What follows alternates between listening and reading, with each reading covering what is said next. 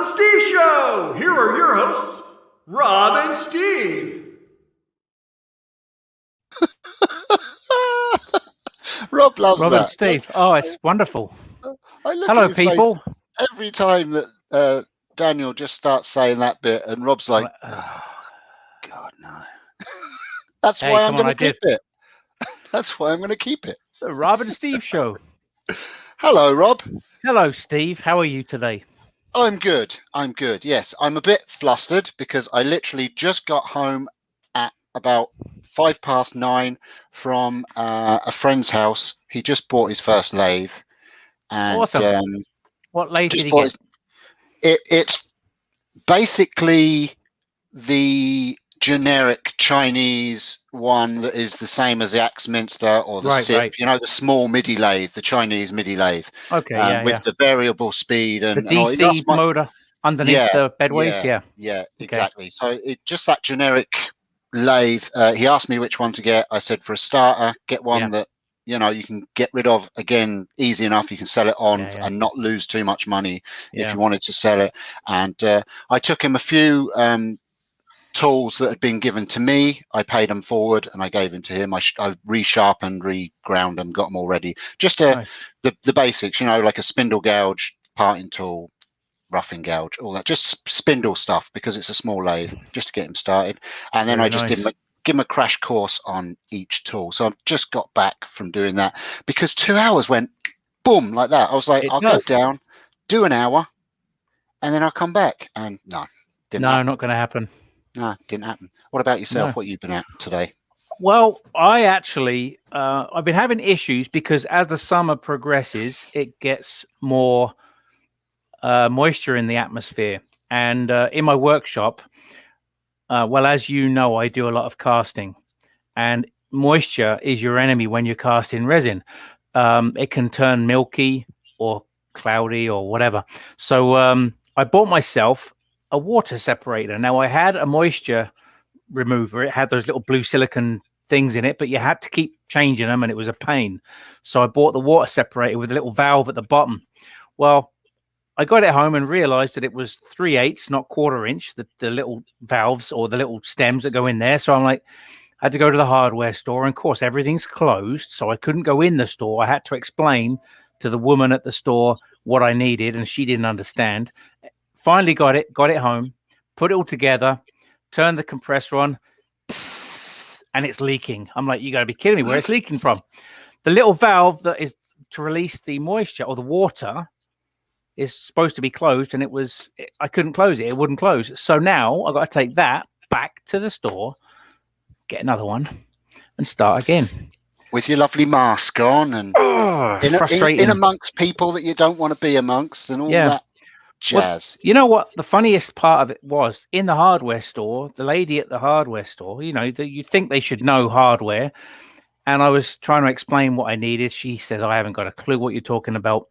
And then she said, does it matter what color it is? I said, do you mean what kind of metal it is? Color's got nothing to do with it. Brass, steel, stainless, plastic, like PVC, whatever.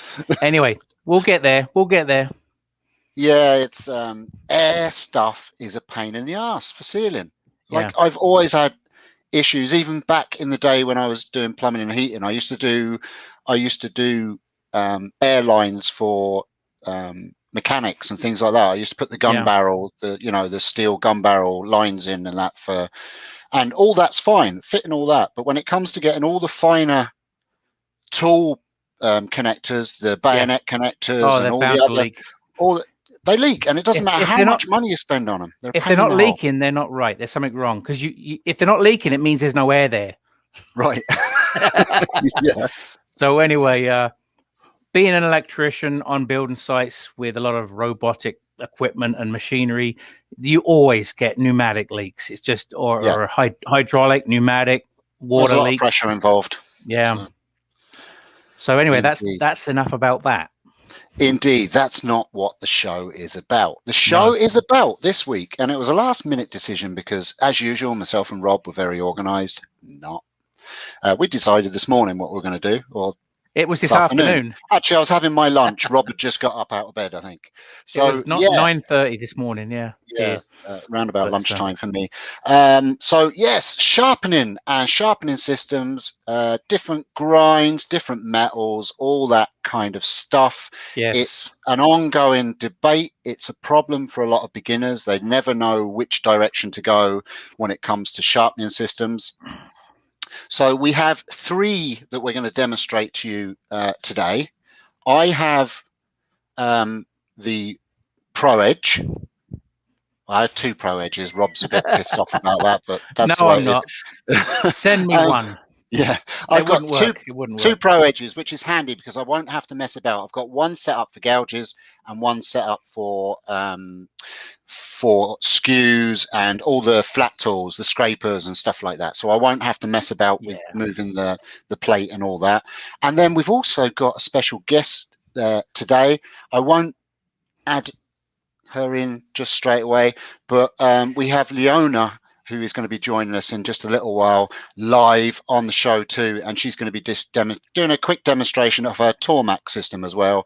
And Rob, I've got the Wolverine system with the CBN wheel, so we can talk about different kinds of the grinder, the size, the wheels. There's aluminum oxide, there's CBN wheels, there's all kinds of stuff like that. Anyway, we'll get to that shortly.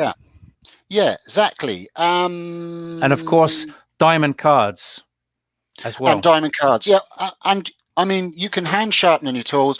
The first 3 years of turning, I sharpened all my tools by hand. I was lucky enough that my old fella, my dad, taught me how to use the oil stone and how to sharpen tools, and I took those skills that he taught me and transferred it to doing gouges. Now, they were never perfect gouges.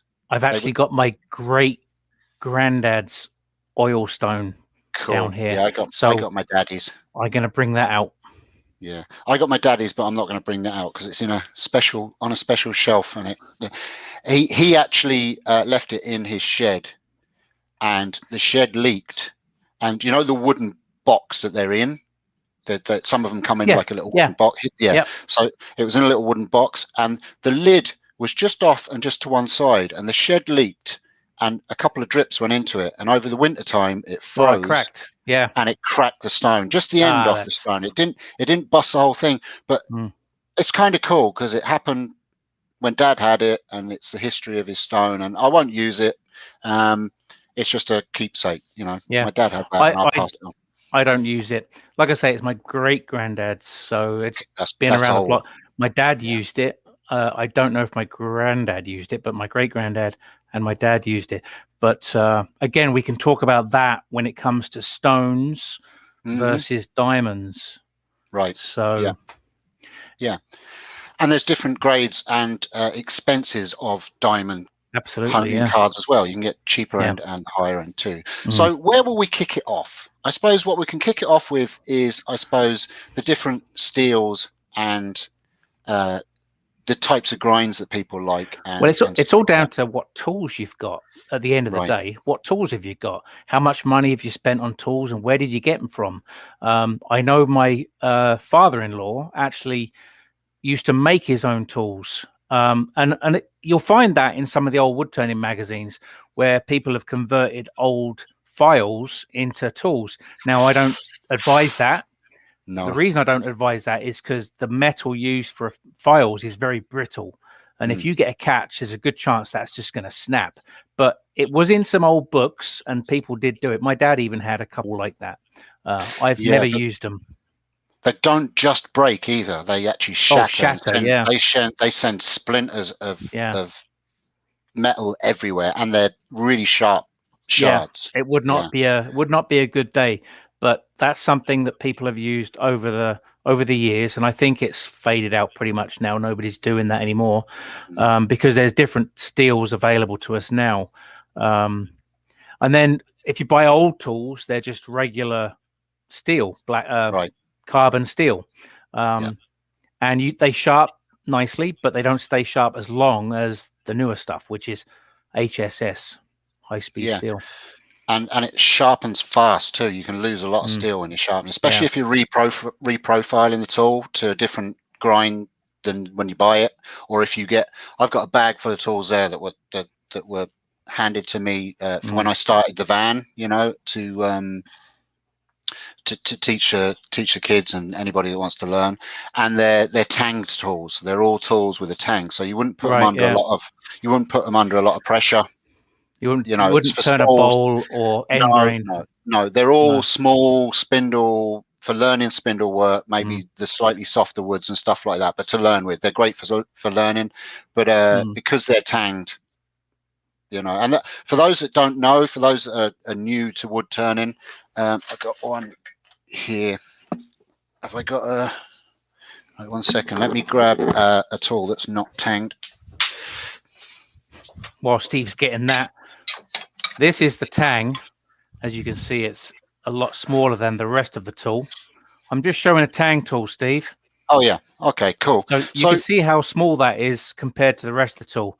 So that can take a beating, but if you get a catch on that with end grain, there's a good chance that's going to bend, snap, or who knows what. Yeah, and again, depending on the steel too and the hardness of the steel. This is one of the very lower end tools. It's a skew. But it's a very low end tool. But you can see that it's tanged, and the way you know a tang is that you'll have the collet here, and then you'll see the metal reduce, as Rob said. You'll see it reduce down. That goes to a point, and it only goes probably about 2 or 3 inches into the handle too, down to a really fine point. Usually about 3 inches they usually go in. Hopefully. And that's the weak spot. That's the weak spot right there. So as Rob said, if you do any kind of overhang on a tool, on a gouge or anything like that, it's always going to break there. It's going to snap right there on the weak spot. Compare that to a no tang tool. Yeah. Steve's got one. Come on, let's have a sword fight. Wong. So as you can see, that's solid steel all the way through into the handle, a good 3 inches. And that's why there's this bulbous area here. Just give that strength where the steel enters, because it's quite thin, the wood, where it enters. Yeah. This is to stop it from splitting. And then this is just to give it a little bit of strength. And then the handle ends where you can put your hand nicely. So yeah that's tang and no tang. There is going to be debate this evening, and we kind of like debate. I don't mind debate in the chat because it's all for the better. People will get different opinions about different tools. You know, we know that some people hate one system and love another, and other people love another system. We're not here to say this is definitely the one that you've got to use, because some people like different. We'll explain the different grinds and things you get from the different tools, but you know, the whole thing is that we're showing you 3 systems this evening, and it gives you a good variant on which direction you can go. But I would always say, and you probably agree, Rob, is that if there's a supplier somewhere that is willing to let you trial the tool before you buy it, or you know someone that has the tool that you can trial it before you buy it, I would always recommend that. Definitely 100%. And everybody too is going to have their own opinion and their own choice. So it's all down to choice. What do you want? It doesn't matter what Joe Blow down the road says. It's what works for you. I know what works for me, and I'm happy with it. Steve's happy with what he's got, and I'm sure that Leona is also happy. See, I said it right then. He's working on the name Leona, because he knows that she's going to be on camera, and he'll get killed if he says it wrong. Yeah. So steel, Rob. Yes. The tools I use, they're Crown tools. I'm not pushing Crown tools, but what they are. Crown tools. They're a cryogenic steel, which means that it goes through all kinds of different scientific. You can look up what cryogenic means. I'm not going to even try and explain it, but it's a much harder steel that holds the edge a lot longer. Isn't that where they pack you in ice and bring you back to life 100 years from now? That's exactly what it is. They pack all their tools. They pack all their tools in ice, and then they bring them back to life 60 years later, and they're super strong. Then, that's exactly what it is. I'm thinking this is a Crown tool. I think I could be wrong. Could be. I think it got a crown on it. It's rubbed off. Oh, okay. It Mine did have hasn't. it did have a crown on it, but I've rubbed it off. It looks like a crown tool. It looks Yeah, like a crown actually, handle anyway. Is this one? Yeah, this is crown too. Yeah, that's the oak handles. Yeah. You can't really see that. Yeah, they're But pretty world. That's a hollowing They're tool there. Ooh. all around the world, but they're exceptionally strong, hard steel, and they do hold their edge for a long time. Now, saying that, it depends on what you're cutting too. You know, some woods just kill tools. It really does. Oh yeah, some woods just takes the edge clean off of your tool. I don't know if you watched the oak bowl that I turned, that great big piece of oak that was from the old cabin that would burnt down, and Hangman's bowl. The bean bowl. The bean bowl. Yeah. Anyway, that piece of wood was so hard and it had cracks in it and it gave me all kinds of problems. I ended up digressing. I ended up using carbide because I couldn't. I know. I couldn't. Carbide just eats through the wood but it's not going to give you the best finish. No, not. You're going to need to do a lot of sanding. But yeah, I had to use carbide. It was tool of choice for that particular piece of wood, only because it was so hard and deep, and I wasn't wasn't having a good time with it. But normally, traditional tools. I love traditional tools. And sometimes, now this is a debatable thing, is that sometimes the tools can be too sharp too, that the edge just gets taken off straight away and it's gone. You know, it's funny you say that. It's funny you say that. There's a guy near me, the guy that gave me all that wood that I showed you today, Steve. He's a knife maker, and he said, "How would it be if I sharpen one of your bowl gouges like I sharpen my knives?" And I said, "I really don't know." So anyway, I gave him a gouge. He took it home and he sharpened it like he would a knife, and it was shiny. It was shiny. Yeah, I brought it home and it was crap. It was garbage. Couldn't. I made one cut and it was dull. Yeah, and that's because you're too sharp. There's no burr on it. You need the burr. Exactly. So, yeah. So again, depends on systems. Different steels hold a better edge with different systems. The Pro Edge cuts a flat bevel, whereas my system gives you a bit of a hollow grind. Right. And that's where we want to talk a little bit about the size of your grinder. Because if you have a 6-inch grinder, you can get the CBN wheel or the aluminum oxide wheel or whatever in the 6-inch grinder. But the problem with that is, with a 6-inch grinder, it's going to be even hollower than if you used an 8-inch grinder. So this is with the 8-inch grinder, and it looks fairly flat. There's not much of a curve to it. We're talking about this surface my finger's on. That would be much more hollow with a 6-inch grinder. Now, somebody recently contacted me and they asked me about sharpening, and they didn't know what they wanted to spend. He was willing to spend a lot on his lathe, but he didn't want to spend much on sharpening. And I said, well, you know, even it out a little bit. Spend a little bit less there, but you want good sharpening, because the sharper your tools are, the much more efficient you're going to be at turning.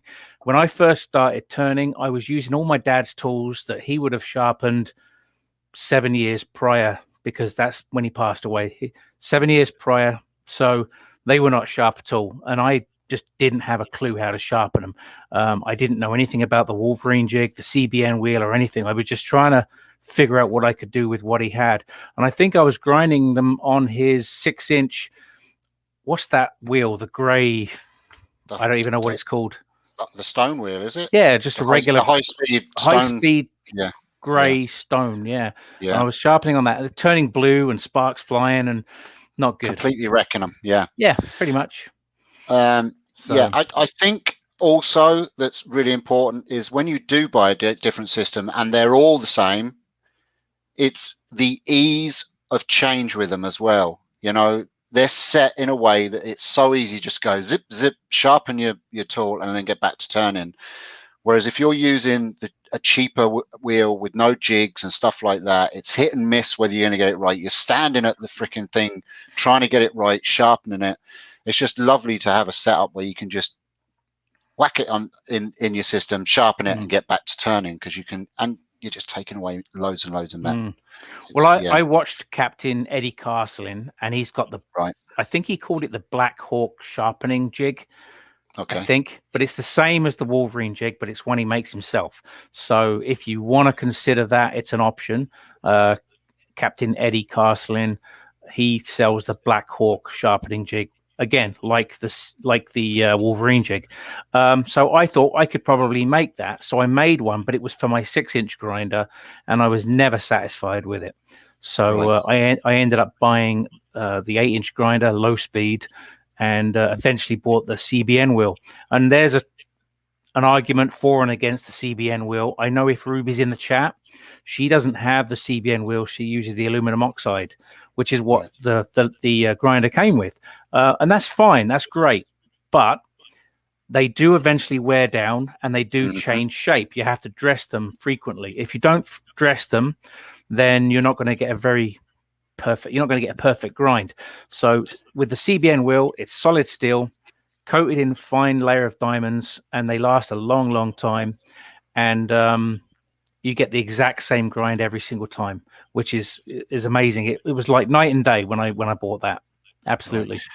Yeah, and some are wet grinders too. Yeah. I'm gonna add Leona into the chat in 1 second. We're just kind of getting the main bulk of it out of the way, and then we'll go into individual grinders and things like that. So Leona, I'll add you in a bit. I haven't forgotten you, but wet grinds as well. I had the Record Power wet grinder, which is similar to a Tormac in setup. It's not the same. I don't think it's the same quality either, to be honest with you. But I didn't get on with it. I didn't get on with it at all.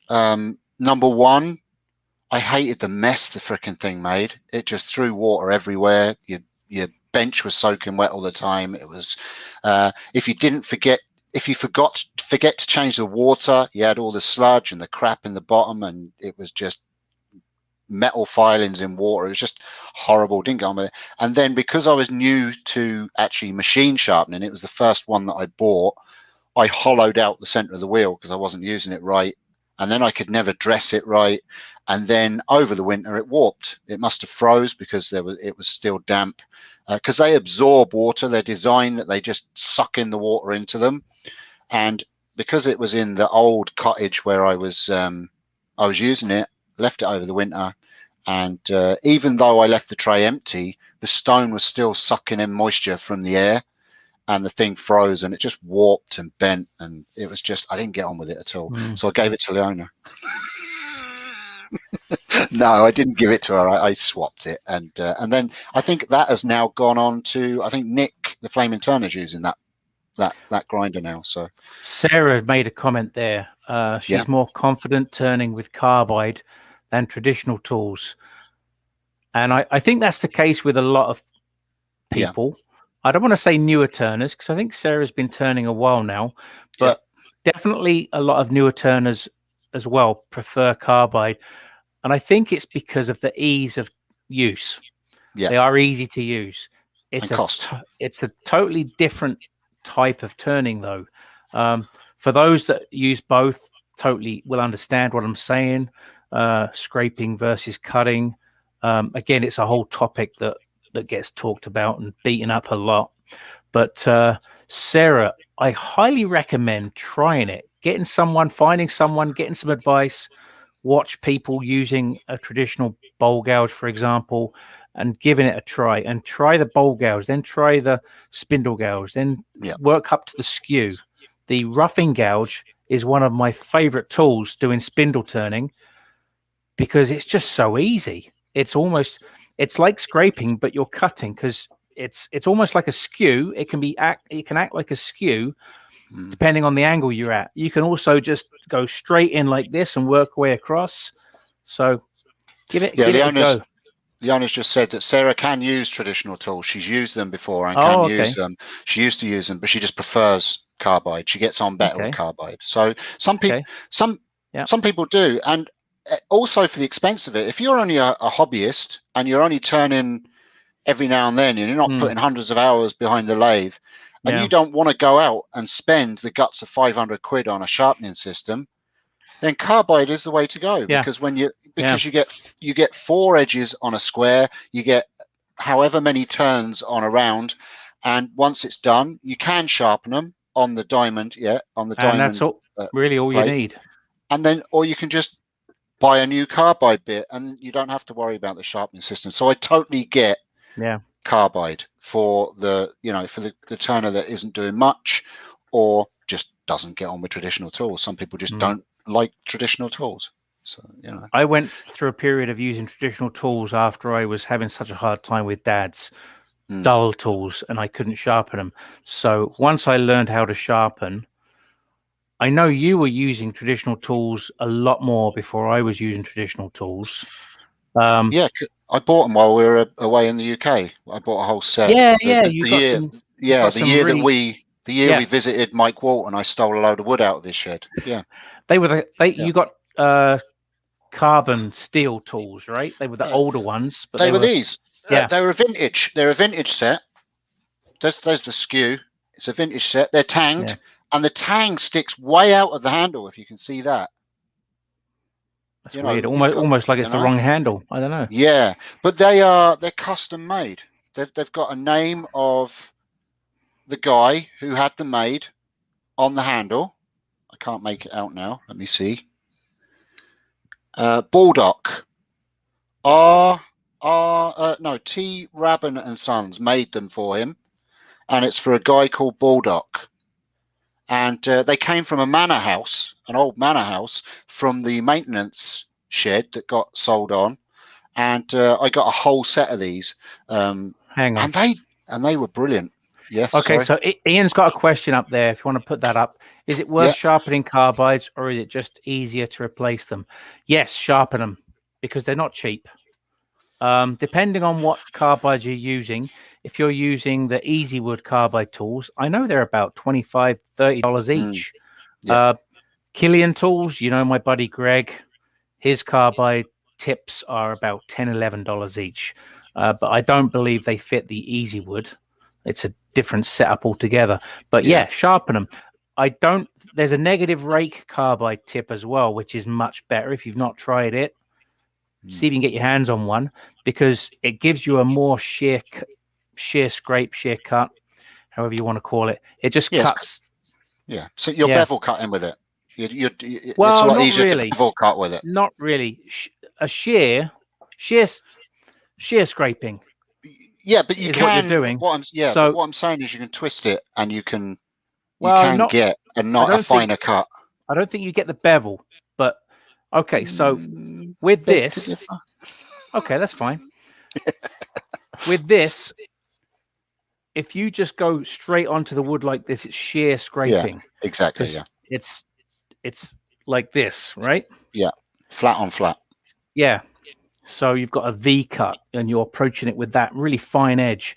And the carbide cutters are the same. I'm not sure if I have one on a tool right now. I don't think I do, because I think I don't have one. I don't have one in here either. No. So I mean, I got my regular Easy Wood. I should have brought one. But it's not a negative rake. But you cannot. I don't think you'd be able to rub the bevel, because it's just too small. Look at the profile of the tool. But you can twist. What I'm saying is, you can twist the tool. Yeah. To a 45-degree angle. Yeah, on the side. And you can cut with it rather than scraping. Is what I mean. And that is the equivalent to a bevel cut, if you know what I mean. You're still cutting rather than scraping. You can cut. Yeah, with you're it. cutting. You're cutting. Yeah, exactly. And it is cleaner than just straight on. But I don't think it's actually rubbing the bevel. But anyway. So that's that carbide. Dr. Bob just put something cool up there. Did he? I still have my grandfather's tools. He made in apprentice training in 1895 in Scotland. That's awesome. Dr. Bob's in the US. That's awesome. That is awesome. That is something to. And do you use them, Dr. Bob? Just it'd be interesting to know whether you use them or whether it's like me with the stone and some of the tools my dad had. I just keep them for keepsake. I'd be scared that I'd damage or break them. So let me just grab this because I still want to address Ian's question a little bit. Okay. While Do you want me to put you on? I'll put you on. I'll put you on main screen. You can do if you want. Okay, so what I've got here is a box of all the carbide tips and bits that I have, and I'm just looking in here to see if I've got a negative rake. I don't, but essentially, let's just grab one of these and get my hands on it. Okay, this is one of Greg's carbide tips for the Killian tools, and Cool one. First of all, you can rotate them, Ian. You can rotate it and use a different side of it. I know it's not square, but you can, you know, you've got more than just the one tip, so you can rotate it. And secondly, when you take them off with a honing card, this one's 300 and 600 grit from Trend. And again, Killian Tools actually sell a similar card, 400 and 600 grit. And his cards, what did we say they were? Do you remember how much they were? $11? $12, yeah, 11 something. Something like that. So I've just put a little bit of honing fluid on there. This was from Home Hardware. It's honing solution. If you see James Barry, he talks about why you have to use certain types of fluid on a card, not just water or oil. There's a reason to do with the viscosity and everything. So yeah, just take that face down on the card and then basically just figure of eights. No pressure. Don't push it. Just figure of eights. And that's really all you have to do. And then put it back on. And you can do that multiple times to get a nice clean edge. Ian, they're 300, 600, I believe. Which ones? The Trend is 300. Yeah. Trend is 300, 600. Yeah, Trend is 300, 600. I think they're about $50 though. Yeah, I have one as well. Yeah. It's a good, solid, thick card. Worth the money. I use it a lot, mainly on my skew and carbides occasionally. But this, basically with the skew, I just make circle motions with the skew. Both sides. It's a negative rake, so you want to sharpen both sides. And it's amazing. Just by doing that, that's really sharp now. Yeah, that's it just really puts the burr back on the tool. Yeah. So that now is really sharp, and you haven't taken off hardly any steel. So I mean, that will last a lifetime. Yeah, and then as I said, sorry, I'll come back on to the. As I said, you can buy the cheaper versions. When I first started using a diamond card, I couldn't afford the more expensive ones. You can get ones that kind of like a honeycomb look in a coloured tray, and the different colours are different grades of diamond, like the grits of sandpaper, and they come in a set, and they're quite cheap. Again, they're about 10 quid, I think, to buy the set, and they work fine. They just don't last as long as, with say, the Trend. The Trend one I've got that exact one that Rob has there. It's a 600 grit one side. I very rarely use a 600 grit. It'd be the 300 I'd use. The 600 is more for knives. Is for doing your knife finishing. But the 600 I use, the 300 I use. It's lasted. I've probably had it about 3 years now, and it's still sharpening as well as when I bought it first off. Dr. Bob did come back and answer that. He has them loaned out to a museum, which is awesome. That's cool. Absolutely. I like that. I like that story. Right. Shall we? I'm going to bring Leona in. Are you ready, Leona? Give me the thumbs up at the camera so that I know, because I can see you, and then I'll bring you in. Give her the whole screen. She's giving me the thumbs down, so I'm going to bring her in. Hey! How are you, Leona? Was I not going last? No, we're bringing you in to say hello. Oh, okay. Jesus. I can put you back in the background. I just didn't want you hanging around there and people thinking that I was lying just to keep them on the show because they're only here to see you. I'm fine sitting here in the background. Thank you very Good. much. What's the beverage of choice this evening? What makes you think I'd possibly be drinking? Because you just said it in the chat. Water. Very good. Sarah's asking a question. Did you get that? Yes. Can you use them for carbide, though, Steve? I think she's referring to the honeycomb ones cheaper you were ones. talking about. Yes. Yeah. I used them until I killed them, and I did sharpen a couple of the carbide tips that I had. Absolutely. Yeah. But they gum up, because there's holes in them. It collects all the filings and the gum and all that, and you have to clean them off and spray them off. And I used to just use the air hose with a little bit of water and clean them off. But yeah. Somewhere I've got what looks like a paddle that's got a diamond card either side of it. I've seen those. I think too. I left it in the bedroom though. I'm not sure. Right, I'm going to put Leona back in the background because just because I can. We'll chat to you in a bit okay. when you're All demonstrating. But Leona is there, you see, just in case you didn't realise, folks. Okay, Steve. Seeing as you really love the spotlight, why don't you show us your 2 Pro Edge sharpeners? No, I'm going to let you go first. Okay. Right, well, so Rob's going to show off his first. If that's how you want to be. Okay, so I'm going to swing you down to my grinder, which I have. I'm just going to swing it around a little bit more. Oh, maybe not, because I don't want to pull off the drill press. Okay. Look, you can see all my mess in the background. That's awesome. That's shocking. It's terrible. Okay, so this is the one-way jig that you use for bowl gouges and spindle gouges. I use them for bowl gouges and spindle gouges. So you put that in there. It looks like the last thing I sharpened was a spindle gouge. Oh, which means my angle's wrong as well. See, I'm prepped because I've got 2. Not at all prepared for this. Hopefully I'm right there. Okay, so you want the tool to protrude. I believe it's 2 1/8. I've got mine set at 2 inches. So basically, this block of wood has got a hole that's 2 inches deep, and I push that in there. Trying to show you what I'm doing here. And clamp that down. You're breathing very heavy, Rob. Am I? Yeah, I'm worn out. It's because the microphone's right next to my mouth. There you go. So now you can see that it's clamped in there, nice and solid, and hopefully I've got the angle correct. Now I marked this bar where I like to put it for my bowl gouge, which is about 46 degrees.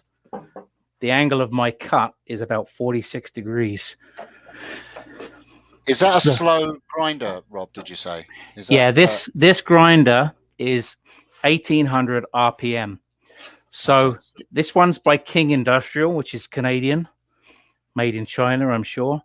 There is a similar looking grinder, which is made by, who's it made by? Excuse me. Well, everyone makes them. Bosch and Makita and yeah.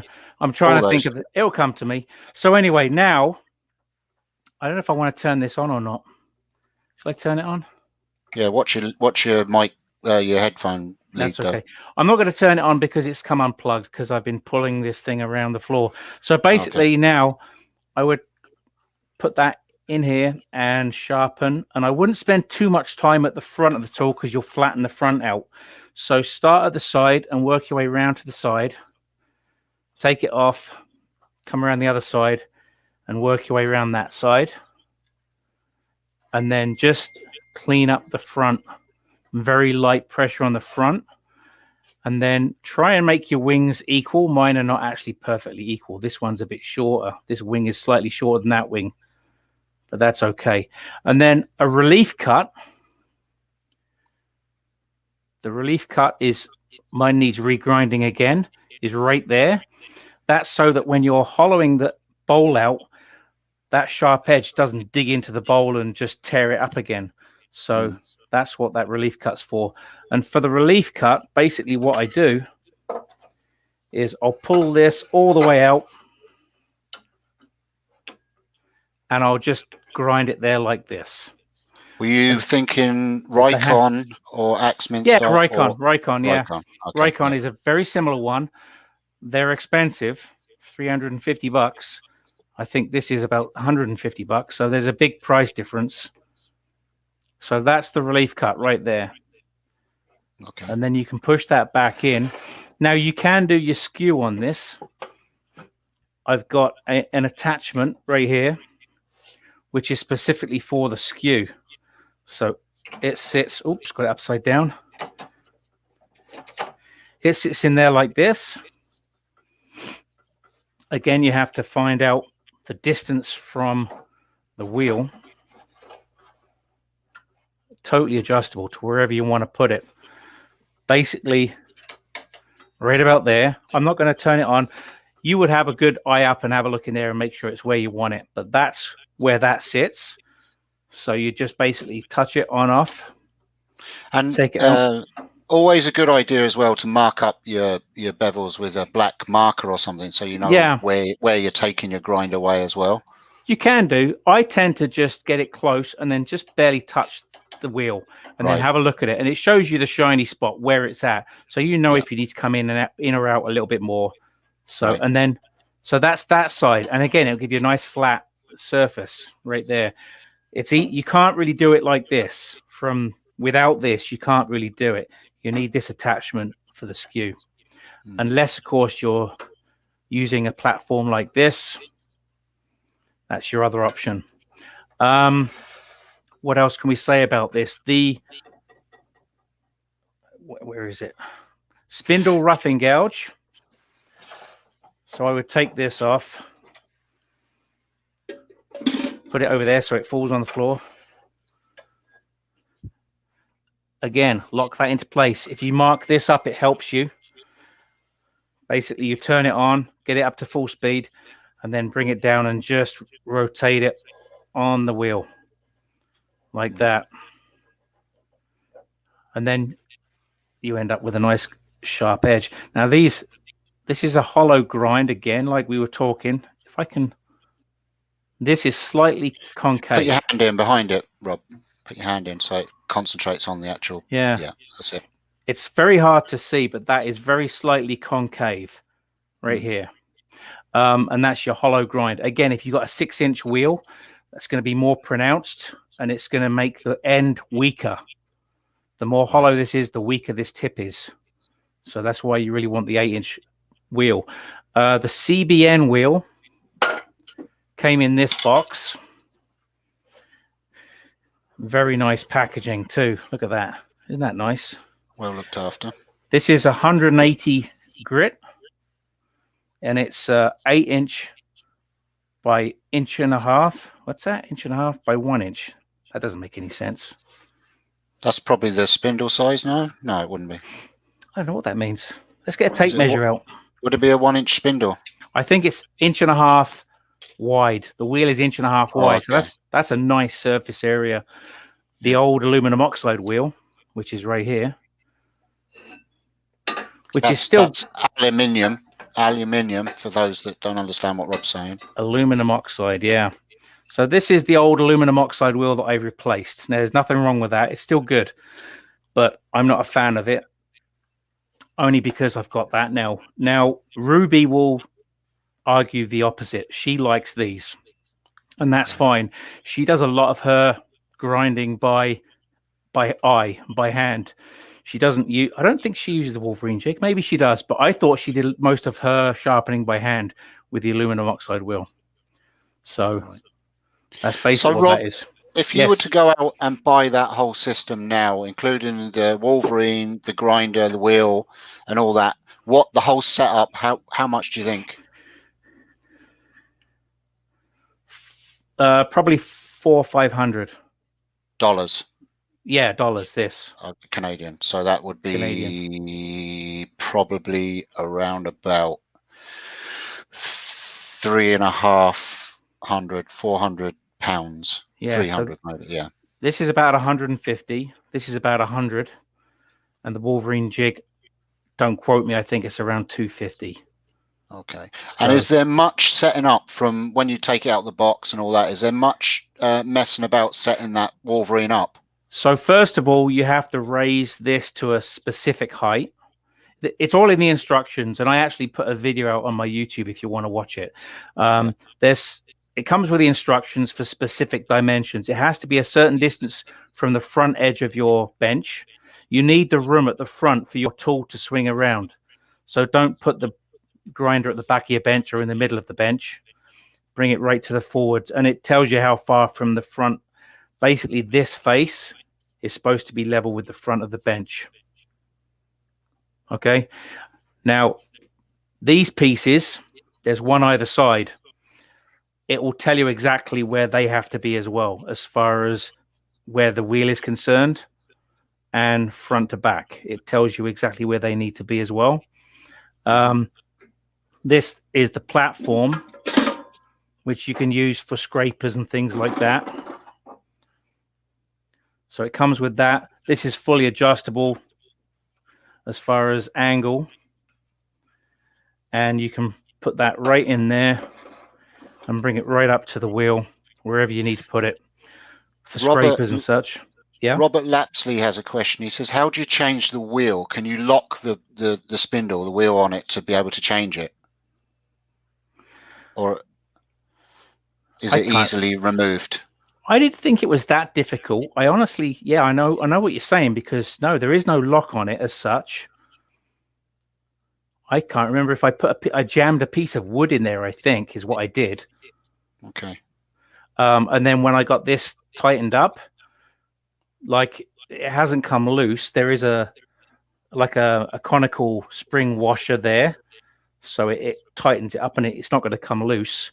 Ideally, realistically, it would be better if you had a CBN wheel on both sides. And the reason that is because then the motor's going to be better balanced. Yeah. So when I turn mine on initially, this almost looks like it's doing this. And then when it gets up to speed, it evens out and it's nice and straight then and true. Okay. So ideally, you want to change both. Yeah, you'd think that the designers of the grinder would maybe put in some kind of spindle lock or a keyway or something, wouldn't you? It would make sense. Helpful. Yeah. But there isn't one. So even if there was like a slot you could put a tool through, you know, like on your tailstock to take off the tip of your tailstock. It would be a good idea. So the only thing that it's a nice system. The only thing I'm seeing from that is that you need quite a lot of working space with the distance that it sticks out from the bench. So you'd need quite a lot of space around the bench. Yeah, you need like a good couple of feet or either side. Like you need a window here to swing your tool around. Right. And then, I mean, you can always push that in when you're done. Yeah. So it's out of the way. But and you have that on wheels. Is that what you say? You have that. This whole bench is on wheels. Right. So I can move this whole bench around. I've got the drill press right here, and it's stretched out the cord. So if I move it too much, it's going to fall off. So I don't want to do that. But it's come unplugged. So do you want me to actually, I can turn it on. Give me a second. Yeah, I mean, it'd be good if people could hear it, and because they take a while to slow down and stop too, don't they? Yeah. Okay, so so you should always wear eye protection when you're turning a grinder on or off, because it could throw something up at you. So I'm going to go ahead and not do that. So turning it on. Lead.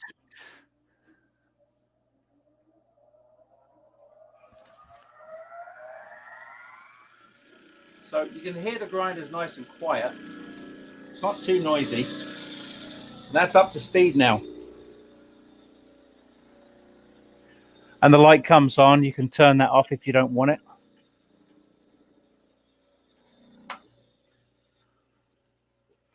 And then, Yes. as Steve was saying, it takes a little while to slow down and stop. So And can you? Sorry, Rob, for talking over you. Sorry? Can while that's slowing down, obviously you've got to wait for that to come to a stop before you can turn it back on. Is that right? Is it No, best you to? can you can turn it back on again. Oh, okay. All right. That's fine. Oh, okay. All right. Yeah, because I know some motors don't like being No, whacked back on. Yeah. it's more they don't want to be put in reverse. Is what? Okay.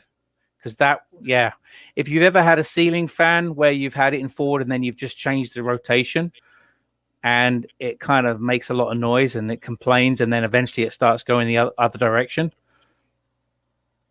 That's more. We actually had a ceiling fan burn out because somebody pulled the reverse switch, and it was going full speed one way and then stopped and went the other way and just yeah. Ouch. So you don't want to do that. Same with my lathe, or a lot of people's lathes have got forward and reverse, so you don't want to just mid turning slam it in reverse. It won't like that. Most VFDs will have something in them. Variable frequency drive is what is doing the speed and the forward reverse. Most of them will maybe fault out on you, but they'll reset. I once caught my finger between the wheel and the rest, took off a fair chunk of meat. I'm amazed I didn't break anything. Yeah, that's not fun. That's not a good day. So pros and cons, Rob, is there any things you don't like? Or honestly, there's nothing I don't like about it. I've really enjoyed using it. I get a very sharp edge, repeatable, and it's a lot cleaner than what I used to do when I didn't have it. So right, yeah. So I love it. Okie dokie. I guess it's over to me. As he drops his computer on the floor. Okay. The grinder's still going, still spinning. Takes a while. You wouldn't want to forget about it and then suddenly lean on it. Well, actually, it's funny. It's funny you say that, because being in the trades, one of the safety aspects of grinders is never walk away from a grinder when it's still spinning. Right. Wait till it stops and then walk away, because the next guy comes along, might put his hand there and not realize. Yep. So exactly. Anyway, that's that's the Wolverine system. So that's the Wolverine system. So if anybody's interested in it, they can ask me questions. I've got a video on my YouTube channel if you want to watch that. Captain Eddie Carston's got his Black Hawk jig, which is the same kind of deal but cheaper. But yeah, Steve, over to you with the Pro Edge there, mate. Both of them. Yeah, I'm just looking at this comment here. It must be because of distance. I got the Wolverine jig. Oh no, that's not the one. Sorry. That's why I went to the Sorby Universal. There's no long bar. Okay. Is that is that a similar setup to the Wolverine, but it's a different length? Or I don't see how you could have a shorter bar and still get the same grind though, no? Because you have to get the tool further away, right, to get the angle on the wheel. I'm not sure. Okie dokie. You're going to have to put up with the computer in the frame as well, because I'm in a small area. I'm not in like a big workshop. I'm in the van tonight. I'm not in the house. So the first Pro Edge is, I've got one this side, and I've got it set up for the likes of flat tools, your scrapers, your skews, and not only that, the ones that are set in one position using the flat plate, which will be your roughing gouge and things like that. I'm just going to grab my roughing gouge. I'm going to grab a roughing gouge. I'm going to grab a parting tool. I'm going to grab, I should have had these ready, a scraper, and I'll grab a skew as well.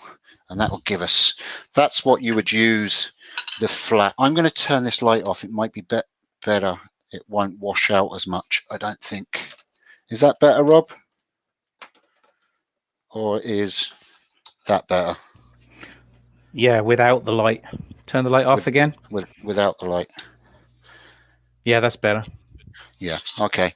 So the good thing about the Pro Edge, and I just noticed, and I'm only saying this, I'm not doing like a it's better or that's not why I'm saying this, but the only thing I noticed with Rob's is the amount of room that you need around it. And Rob's setup there, I wouldn't be able to use in this workshop, I don't think. Or if I did, I'd have to make a designated area for it, because I would have to lean right out across my shop to get it to work. Whereas the Pro Edge is all compact and in close. It's all very adjustable. I'm going to go into how you adjust it and everything. I'm just going to move the camera over here just a little bit. I know it's a lot of faffing and stuff, but I just want to get the better angle. So these are done on a belt system. You get your belts like this. You can get, I believe it's 3 types of belts. You can get a diamond belt, you can get a ceramic belt, and then you can get these, which are the aluminium oxide as well, which is pretty much the same. I believe that's the belts anyway. I use these. They're the cheaper belt, and they last all right. They're just literally like a sandpaper. They're easily changed. So I've taken the side plate off of this one just to show you how you can do it. But basically, you have 2 screws that are easily removed. They're just here, 2 thumb screws, and then your side plate protector just goes on the side here, and it keeps your hands away from all the dangerous spinny parts. But I've got that taken off just for this demonstration tonight, so I don't have to keep taking it on and off. All right, and I just wanted to demonstrate how you would change a belt. And literally, you have a spring adjuster here that you tighten up to make it tighter or stronger, but then you have an arm here. All right, and you literally just pull the arm forward, it drops a cam, which drops the top wheel, and it makes it loose, and you can just take the belt off. They're directional, there's arrows, so your belt has to spin in the right direction. And the reason for that is because the way the belts are designed. Let me turn this one inside out. This is quite a well used belt. Let me turn this one inside out if I can. Well, I've got the joint there, I think. Yeah, there's a joint here, and that joint, obviously this was a strip of paper and then they've joined it. If the direction is going the wrong way, it can snap there. I've had a couple snap where I've put them on wrong. That's always where they break. That's always where I've broken a belt. And also, I think by the way that the grit is laid onto the paper as well. But that's how easy it is. Yeah. You've got 2 wheels, and you've got a backer plate just here, and you just slide your belt over it, and then you just push the arm back, and it tightens up the belt. You can adjust this here, and that is your alignment. That is your alignment keyway. You just put a bar in there, and you can turn this, and when you turn it on, you'll see the belt will align itself again to the middle. I've got that set just right, so it lines up to the center of that working plate. The belts are, I can tell you how wide they are if I can find, I think, oh, that's 2 inches. Those belts are 2 inches, and the working area is 2 1/4. I think the diamond belt and the ceramic belts are slightly wider, but don't hold me to that. And then you have your working face flat plate. I have 2 flat plates. I have this one, which is it has a keyway in it for all your guides that just slide across. You've got that. I'm going to demonstrate them in a minute. You've got this one, which is cut to a V. It goes into the guide, and that is for your rough and gouge. It just sits in there like that, and you twist it backwards and forwards like this. Ian's asking a question. Yeah, go ahead. Are the separate jigs for the Pro Edge worth it? The knife jig and the buffing mop, etc. I don't have the buffing mop. I couldn't answer that. I couldn't answer that honestly. The only additional item that I bought was this close close plate, which is great for, I got this because the mini set of tools that I have, the mini crown tools, I struggle to sharpen them on this, but this brings the tools closer into the belt and gives you a smaller area. It's actually, I think they call it the knife plate. It's for sharpening knives as well, but it's literally just a narrower version of this plate. Very easy to change and adjust. You have, turn this around so you can see. So you have all your different settings here. You have a handle here that you just undo. Oh, it looks complicated. No, not at all, because it says, oh, I'm going to show you the plate at the front. You just loosen that off, undo this wheel, and your plate adjusts up and down. These are all your different settings and holes. Each hole has a different angle setting. And then you also have two, I think it's 2 holes set in here on the pivot, so you can change the angle on the pivot there. That's how you set that, and then you just tighten that up and you're good to go. But on the front of it, it's very handy. Just put it down a bit there. It tells you all what each hole does, and it also tells you some of the tools and the angles. I mean, obviously different tools have different angles to your own preference. So it's 15 degrees, 25, 35, 45, 60, 80, 90, 30 and 20. The 2 different holes here give you the 20, 30 and 20 setting.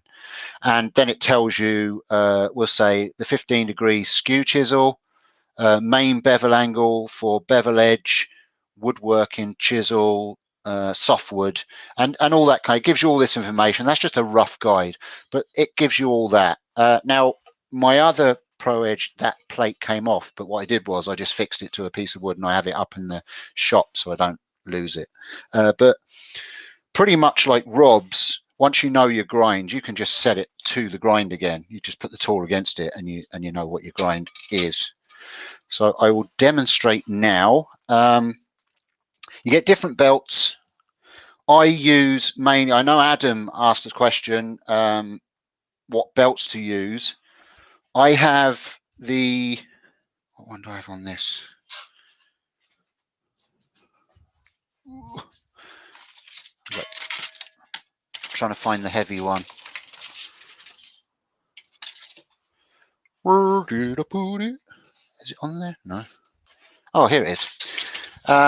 This is 100 grit, I believe this one is.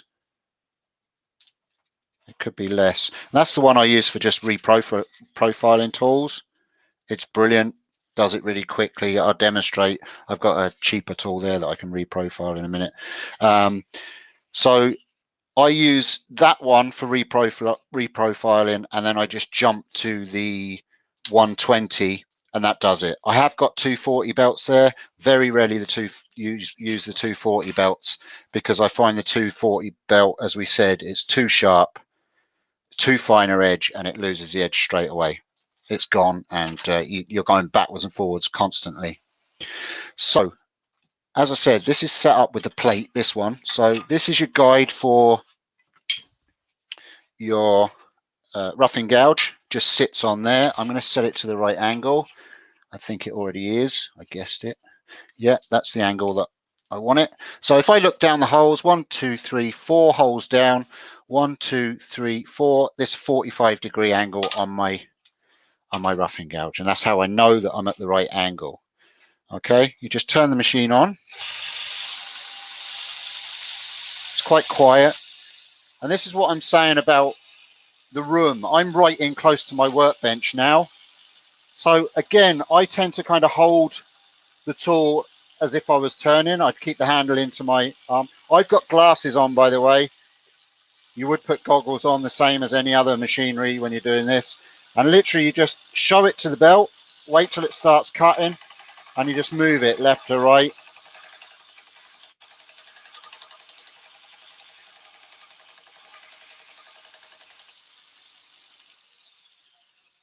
And that's just put a nice clean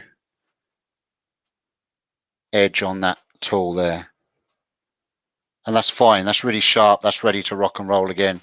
So that's the roughing gouge. If I wanted to do a skew, I have a different guide. Now, this is one of the downsides of the Pro Edge.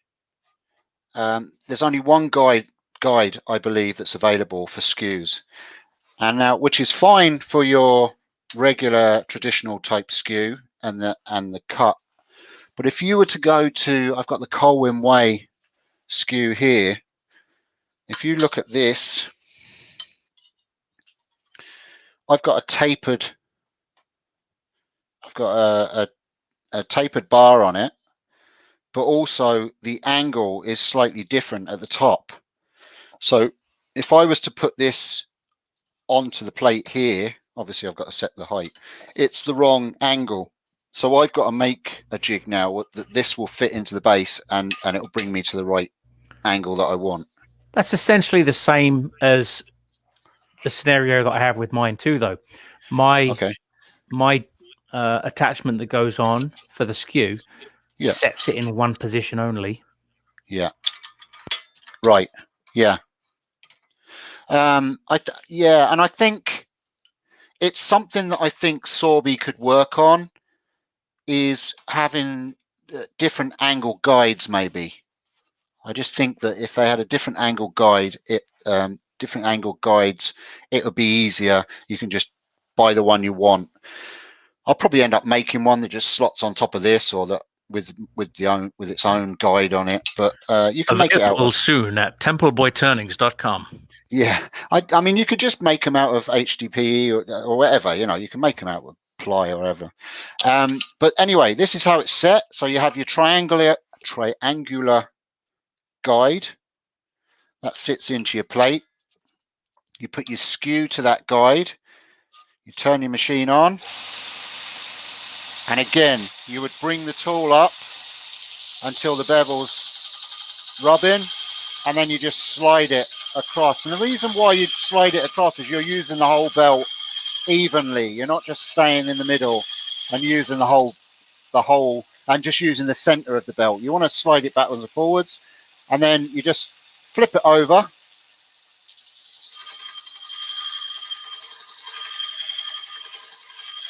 and you do the same again. And that's a really good edge on the skew.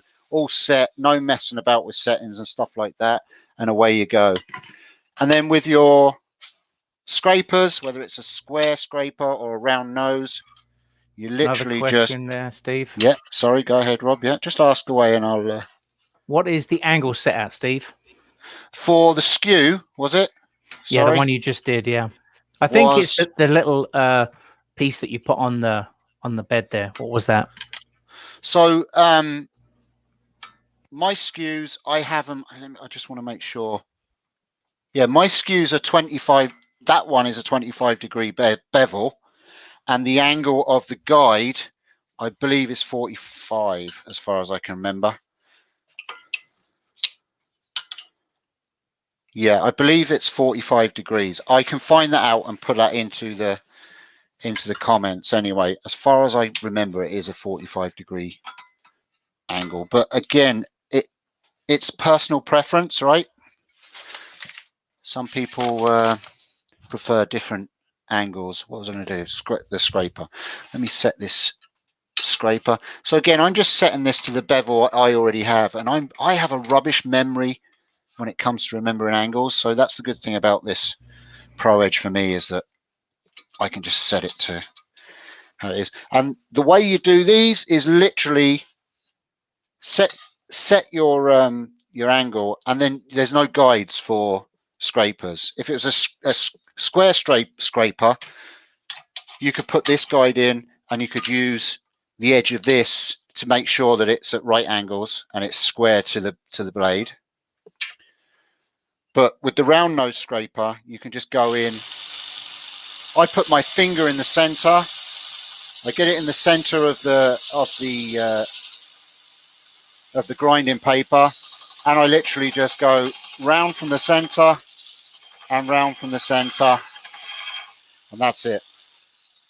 That's then touched up as well, and that's super sharp again. So that's that. And then the last one for this plate would be your parting tool. I have a diamond parting tool here. It doesn't matter.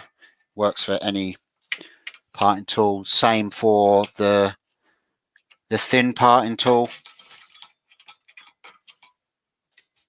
Just nick it up. You don't have to tighten it super tight.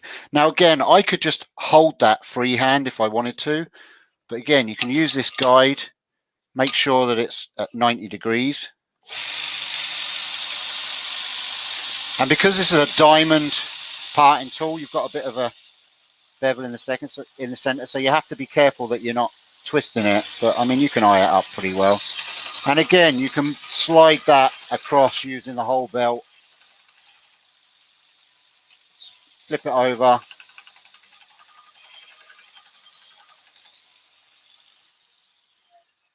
And away you go. That's all. I'm gonna have some lovely sharp tools now. And that's that. So that's the flat plate. I forget who asked about the attachments. You can get a mop, a buffing mop that fits onto the bottom wheel here. There's 3 holes in this. Let me move the camera down.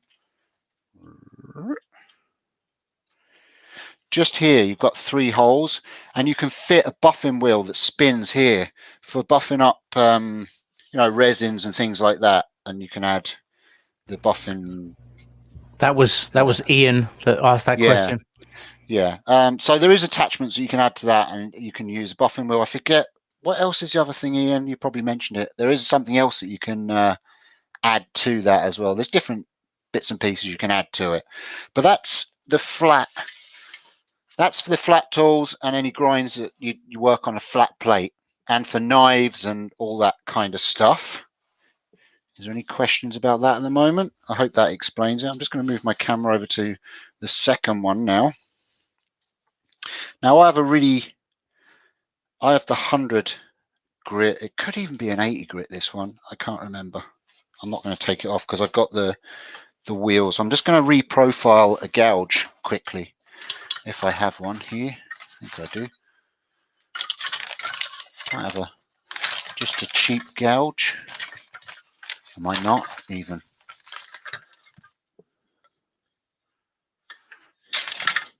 Bear with a second, folks. I'm not going doing one of my decent tools. No, I don't have a gouge. Oh, there's a kind of gouge. It's a wide, cheap gouge that I can use. So it's, you know, very wide flute on this one, but it'll be good for a demonstration.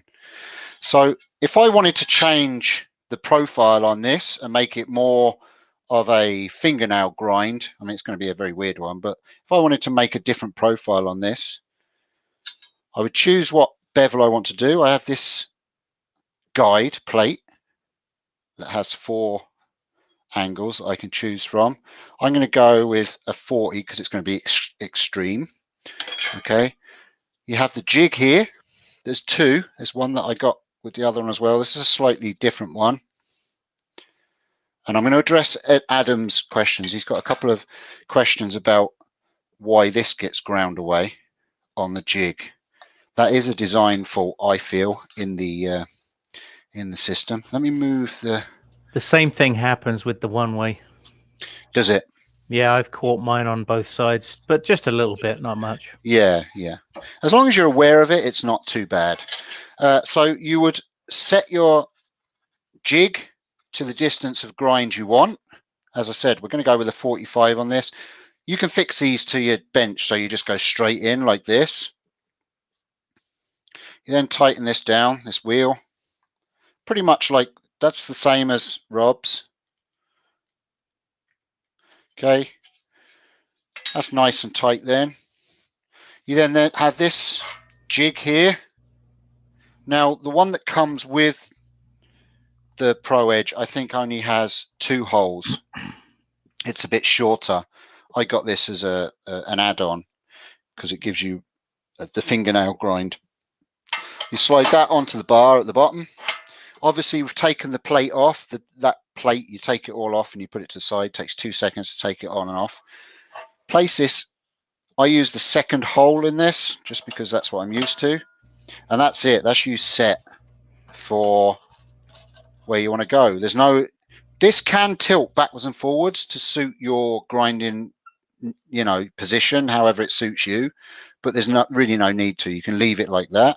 Okay, you then switch her on. This, like I say, this is a heavy belt. It's gonna reprofile this, right? And again, the same as Rob, I would bring my form over. You take the edges away first.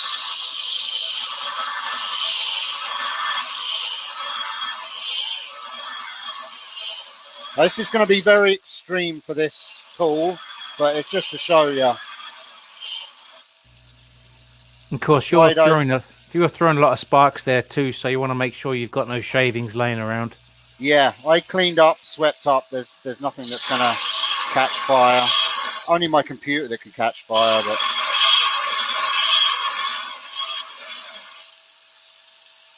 you see that's taken the edges right away from that already.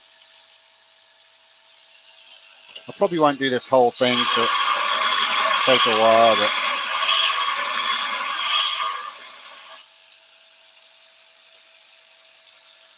I haven't used this grinder for a while. It's in the shed. That's pretty much how you would.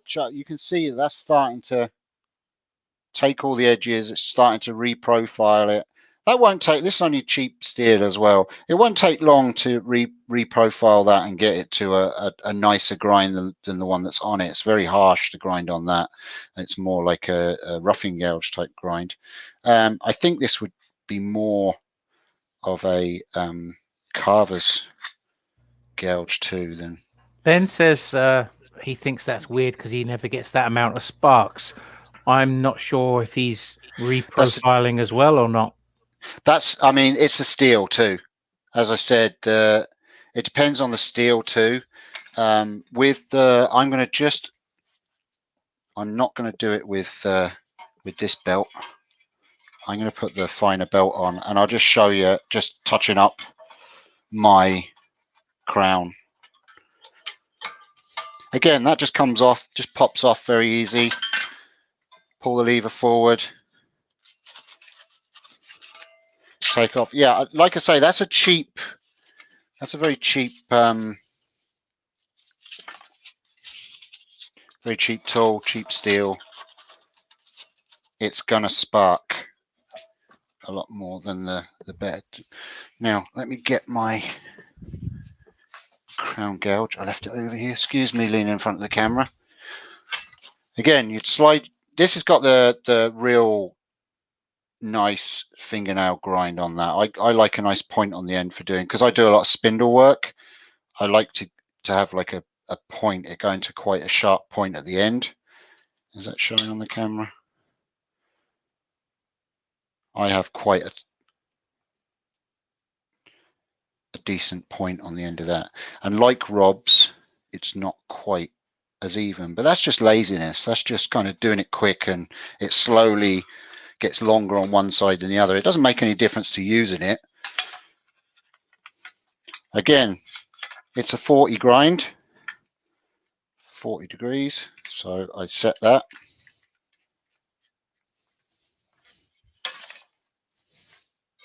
Center hole.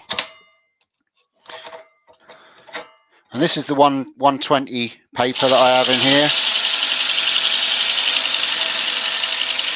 I would go right to the side, to the middle, bring it over again, right to the side and to the middle. Maybe do that a couple of times. And then I just bring it to the center and just touch very lightly on the front tip, and that is really sharp. Now, Adam was asking, he put a question in Facebook to me.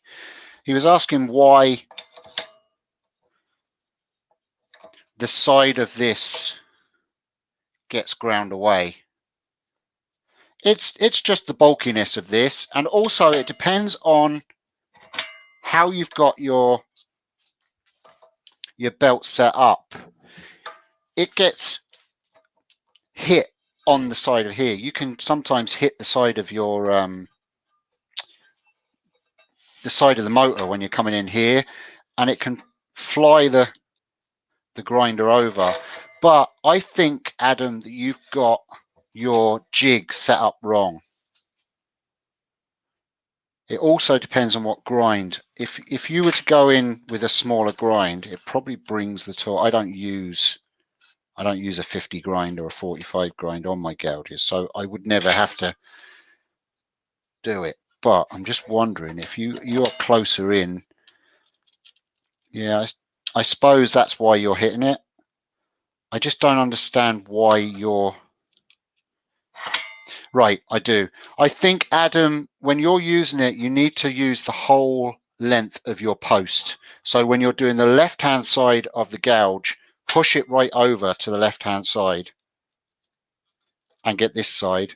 And then, like I do, push it right over to the right-hand side and do the right-hand side.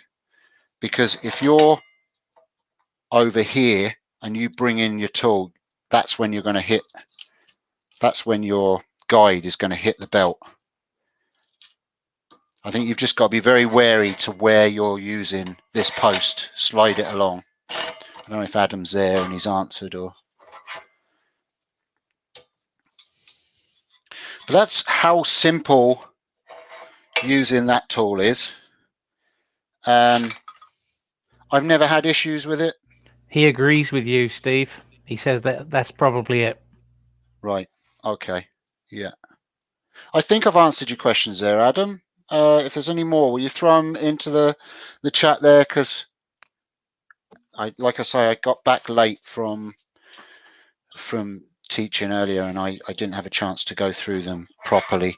But that's the Pro Edge. You can bolt it to the. I would recommend bolting it to whatever workbench you work with.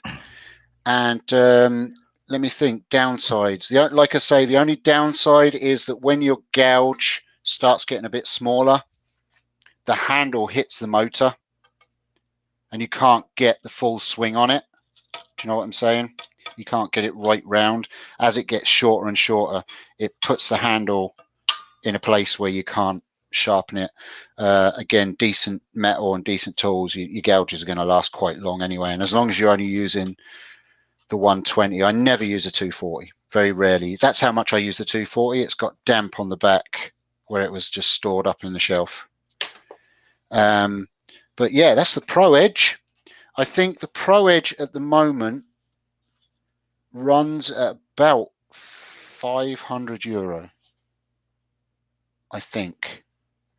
People can correct me in the chat, but I think £500 or €500 is about what the price range of it is. Should get some links up to all of these products. I will. I'll put all the links up after the show. I suppose the upside of this let me just come back. I'm going to put you, Rob, on main camera, and then I'll change all the I'm still camera here. around. There you go. So yeah, we were talking a little bit about catching the side, and as you can see, I catch the side of mine too, just a little bit though. Because basically when I'm doing my bowl gouge, I use the Irish grind or the Ellsworth grind, and you end up sweeping all the way around. So you're so close to it that this actually catches the side of the wheel. Something I didn't mention too was the fact, I mean, obviously you can change angles of this, as well as the distance, from the wheel.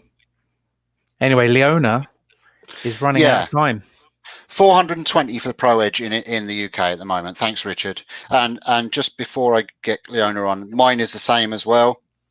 You can change this angle as well. I find that once you know your angle and you know the grind you want, there's no changing it. There's no need to change it. Or you could buy it. Scored mine. I've got a little score mark there, so I just bring it to that mark, and it's set for my bowl gouge.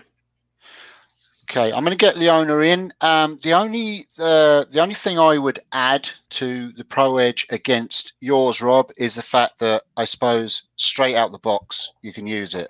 You can throw it onto the bench. Yeah, and yeah. you can use it. And with yours, there's Gotta set it all up. there's a little bit of setting up and messing. But again, once it's set up, you're away. Okay, Leona, can you give me a thumbs up to make sure you're okay? I don't want to. Good. Got the thumbs up. Cool.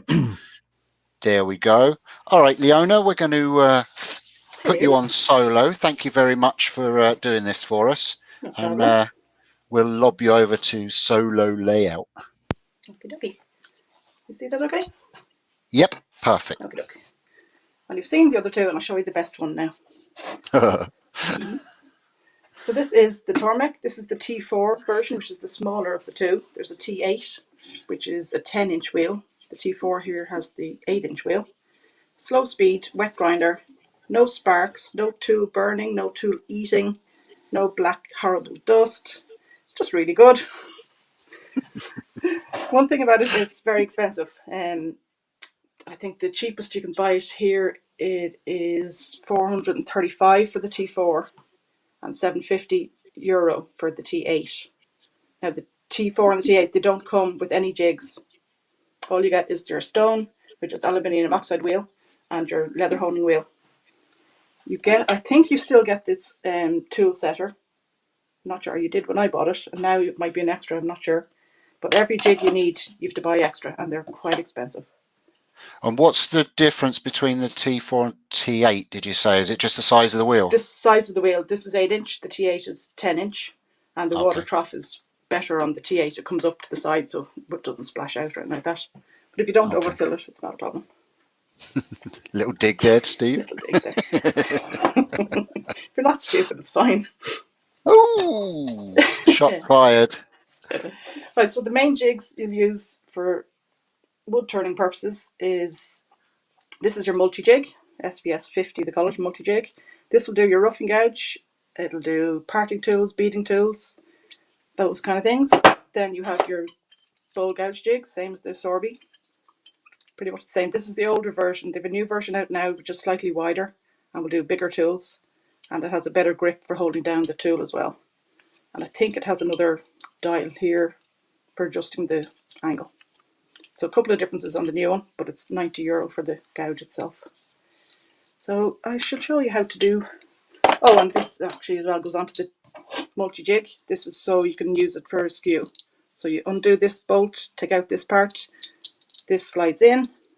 There, see that? That slides in, and your skew will go in through that, and it'll hold your skew at the exact angle you want to sharpen it up. And is that adjustable to angles as opposed any to angle from the Pro 0 Edge? up to 45. You can do on any angle on the all skew. angles? Yeah. Okay. So it'll have the angles here, there. So you just select whichever angle you want, tilt it to whatever angle you want, clamp it down, put in your tool, and off you go. Very cool. So to do your rough and gouge, I have on all my tools, you'll see the yellow stickers. So this will say SVS 50, which means this jig.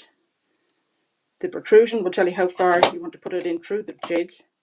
And then you'll have a marking for your whatever hole you want to use, which means either of these two holes basically. And this will tell you how far you're going to put your bar away from the wheel. And that'll give you whatever angle you want. Okay. So for the likes of a rough and gouge, you won't actually use either hole. You'll go by the marker method, which is you'll colour it in black, find the spot you want, and go that way. So with mine, it's using this jig. I put it in through to 70. Where are you? Here. Tighten it down. Now on my bar, on my machine, I already have it marked on the bar itself with a black line. And I know that that's where my rough and gouge bar will go. The bar will move in and out, however far apart from the wheel you want to be. So the black line is where my rough and gouge is perfectly set up. So you turn it on, put the bar against, and there you go.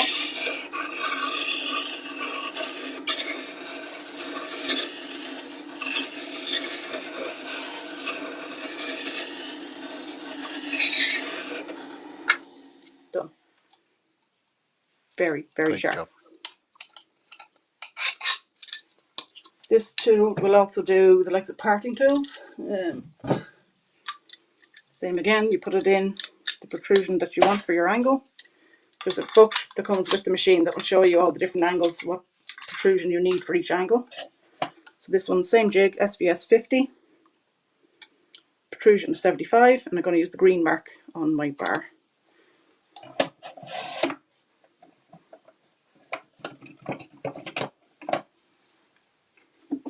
Just undo the two locking nuts, slide this into where the green mark is, lock them down, double check.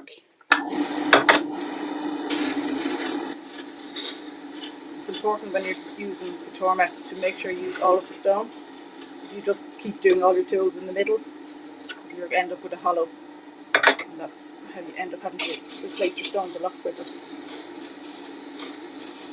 Or you end up swapping it for a Pro Edge. No, you end up taking away your Pro Edge and getting torment again.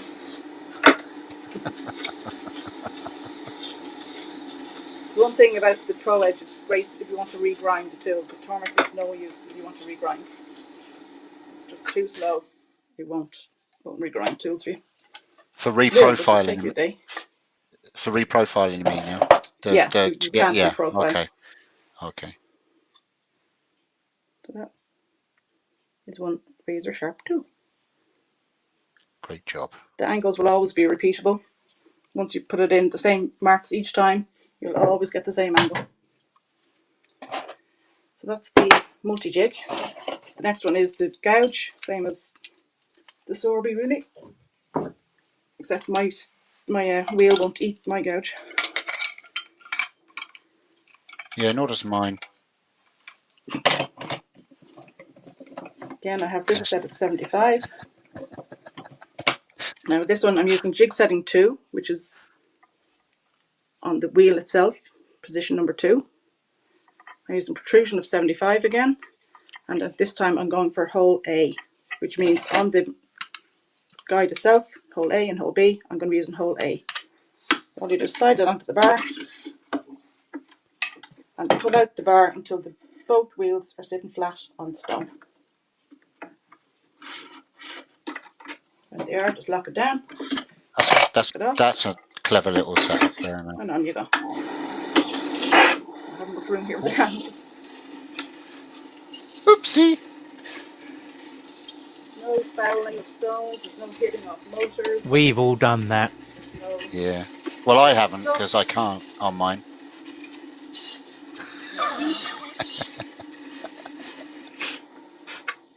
Tool done. You don't know what you're missing, Steve. Ooh. Oh dear. That's what you don't want to be doing.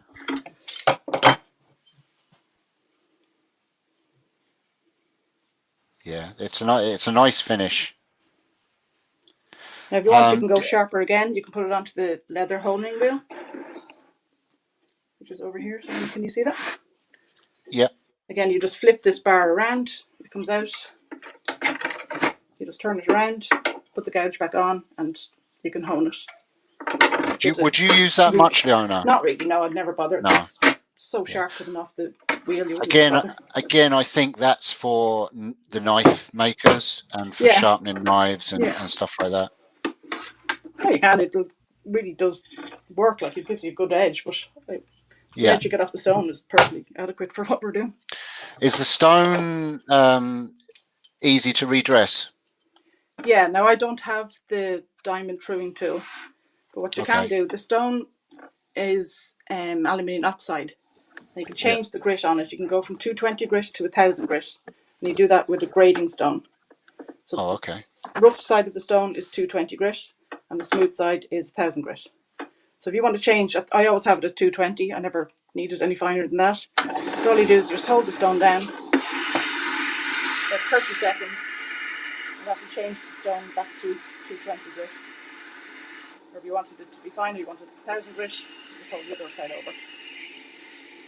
Right, that's handy. So now that's a 1000 grit wheel, and you can sharpen again and get it even finer edge.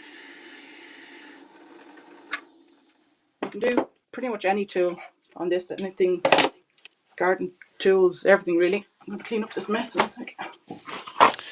Robert Lapsley wants to book a day's course with you to learn all that, Leona. No problem. And somebody else, Benjamin, loves your Irish accent. It's lovely. It's lovely. So it is. Yeah, it's lovely. So it is. The next thing is the tool rest. I think this is actually a Record Power version or a Wen version. I don't think it's the Tormek one. The one thing about this, a lot of the jigs of other machines, the other copy machines, will work on this too, and they're a lot cheaper. Okay. So this is does the record power stuff fit on that? No. Yeah. Yeah. Okay. Yeah. Now the Record Power version of this is rubbish. It's basically this part is just sitting on a pivot point on another little bar, and you have to try and hold it down into the pivot point and turn it, and it's just a nightmare. You're better off just getting that one. The Record Power seems a much slower motor too. I found it's no power in it. It stalls. I found I didn't get on with it at all. So the platform, again, use that for whatever you want a platform for. I use it for my tin parting tool. All I do is line it up, lock it down, off you go.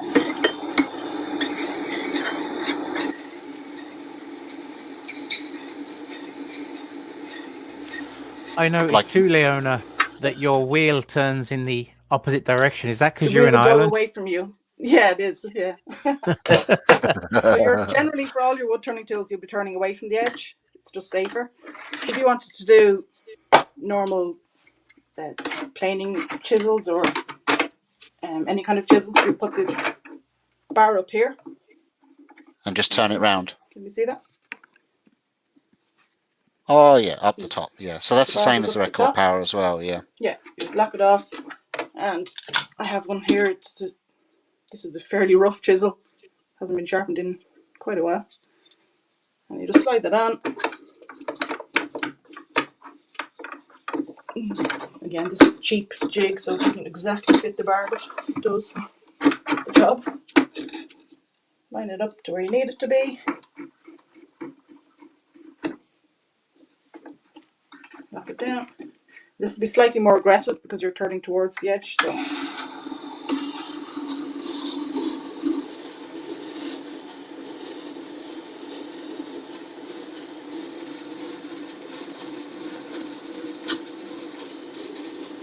You're probably better off using the marker method for this to get your exact same angle. I haven't been too fussy with it. Nails on a chalkboard. Is it? Yeah. That doesn't bother me. So I've got a slightly different bevel happening because I didn't really measure that correctly. But that edge is sharp even though the bevel is off. The edge is very sharp. Robert has a question there. Question with the parting tool, do you only sharpen the bottom? With the thin parting tool, yes. With the thin parting tool, you would only sharpen the small angle to form a burr on the top for your cutting edge. With a diamond parting tool, your 2-angle cutting tool, you would sharpen both edges so that you get the burr on the tip. Jay has kind of a question there too. How did tool sharpening become so controversial? I don't get it. If your system works for you, good. It works. Yeah, exactly. I don't know that it's controversial. There's just more than one way of doing it. Yeah, whatever works for you.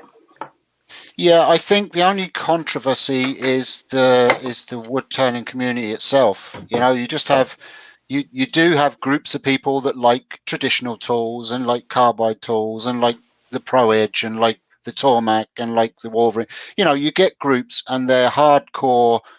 That's what I use, and I wouldn't use anything else. I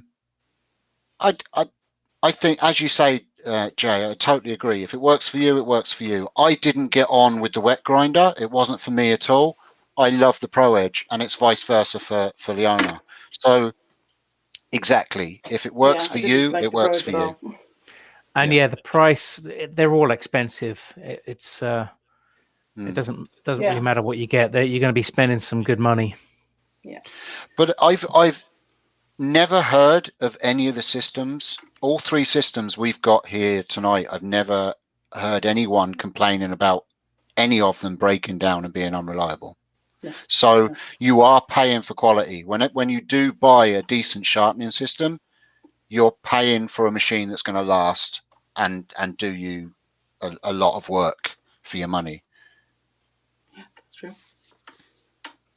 There is cheaper versions of each of the machines though, but I don't know if the motors are as good. And the stone certainly isn't as good on the record power. That's the only one I've used, and the stone is not as good. This is aluminium oxide. I'm not sure what the record power stone is. You can get different stones for these. You can get a Japanese stone that's 4,000 grit. You can get a silicone stone that's slightly more aggressive. That's actually better for reshaping tools. And then for the T8, you can get diamond wheels, which are kind of the CBN equivalent of Tormek, but they're diamond. The motor on those is probably too slow for a diamond wheel, is it? No, the diamond wheels, it's too slow for CBN. It's not too slow for diamond. Okay. The diamonds are different. Okay. So they do three diamond wheels. They do a coarse, a fine, and an extra fine. And you wouldn't need the water for that, is that right? Or would you? You'd still use the water for the diamond, yeah. Okay. All right. They say you don't use it for the CBN. Some people have put CBN on these, that you don't use the water for them. But some people say you can once you put in the anti-corrosion stuff into it. There's an anti-corrosion fluid that you put into the water. I don't use any fluid on my CBN wheel. Most people don't. Some people say they do and it's fine, but most people wouldn't use water on the CBN. You do use it on the diamond wheel though. You have to put I'll ask you the same question, Leona. Is there anything you don't like about the machine? I don't like that the wheel can get grooved quite easily. It's quite a soft wheel. Right. You can find that you can get little dips, especially if I'm touching up, say, the parting tool all the time, which I do a lot because see how short my parting tool has gotten because I use that a lot for everything. If I'm constantly doing that in the same spot, not paying attention to what I'm doing, you'll find you'll get a dip in the wheel. Okay. And then you have to get the diamond truing stone, which is €90, and that sits. You put the bar back up here. The stone, there's a little diamond burr on it. It just eats across this wheel and flattens it.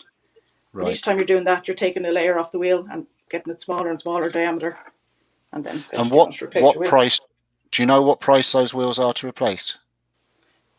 These standard wheels, this 8 inches, €105, £90. Okay. The diamond wheels only come in the 10 inch, I think. They're about 285 to 70-ish, I think, depending on the grit. Yeah. So Benjamin, they do last years and years. Ben has the ultimate answer.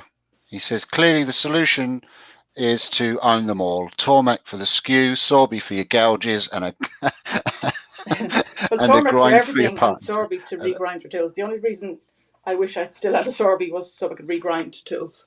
Because trying to do them on the bench grinder the profiling a platform and a jig, it's a nightmare for me.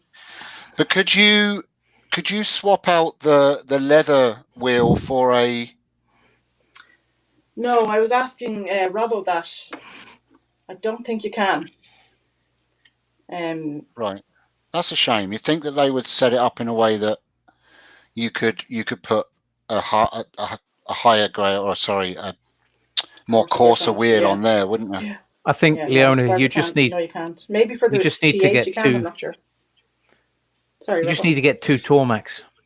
No, I definitely don't need 2 Tormeks. The price of them. One is plenty. One does everything I need, except regrinding. I don't regrind very often. I actually had to regrind a spindle gouge recently, and you can see the old grind on it. Just a bit of it left there in the corner. Yeah. And that took me about an hour and a half just to get it back to this shape. Right. Yeah. So I still have a bit to go, but I give up. It has it on the edge where I want it. It has the right angle. So that'll do. Yeah, eventually get there. Eventually. Yeah. But it's a pain to try and regrind anything on it. But other than that, I love it. They are razor sharp tools. You cut your finger testing if it's sharp, and I can't fault the machine at all. It's great. Awesome. Well, thank you very much for that, Leona. No problem. Yes. Great demonstration. I'll leave you on camera if you don't mind. Oh, jolly. Just if you have any questions for Leona, please ask. And can I just state too that I only have 2 Pro Edges, because one was offered to me and I took it, and it is remarkably handy that if COVID hadn't have kicked the shit out of me this last year and a half, I would be using them both for students. I'd be able to demonstrate and let another student use it. That's the only reason why I have two. You know, well, nobody. The point of it was, nobody knocks Glenn Lucas for having 9 lathes, do they? No, they don't. What, you mean you haven't got 9 lathes? No, Oh. I wish I did, but the one I've got is sick now. I've got to put new bearings in it. The big one? The Jet. Oh, the Jet? Okay. Yeah. It just needs new bearings. Done a lot of work. But hey-ho, that's the way it is. How do you find a lot of off-center turning? It must beat up on the bearings quite a bit, no? Well, apparently so, because now I need new bearings. I was going to say, if that was the cause to it, though, that's what I was getting at. Well, I suppose it's a good point. Yeah. But then any machine, I suppose, when you're pushing it to the limit, it's going to, it's like these guys that put big lumps of oak on that used to be barns. That's bound to knock the shit out of lathes too. It would, but it coped. I found coring was the hardest on the machine that I've ever done. On the motor, I'd say. Yeah, it was. The motor got really hot. I actually put another fan on the motor to cool it. I got it done, but that was the one thing that was the hardest for the machine to cope with. But I got carbide tips for my coring system from Greg at Killian Tools.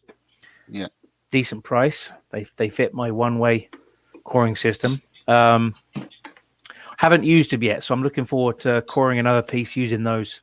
See how it eats through the wood. I was just going to say, did you see that question, Leona? But you answered it in the chat. Yeah. Yep. I mean, most of them are the same, so I'd say so. I think another option you could have, Leona, as well, is, do you know the cheaper belt sanders that Lidl and Audi sell? The ones that they look kind of like the Pro Edge.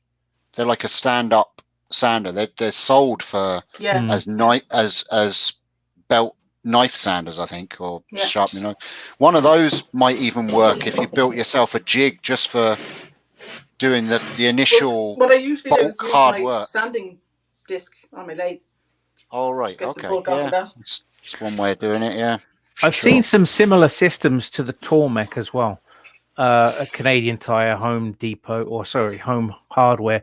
I don't think they're anywhere near as good a quality, but they're similar enough looking that you might be fooled to thinking you're going to get the same machine, but I don't think so.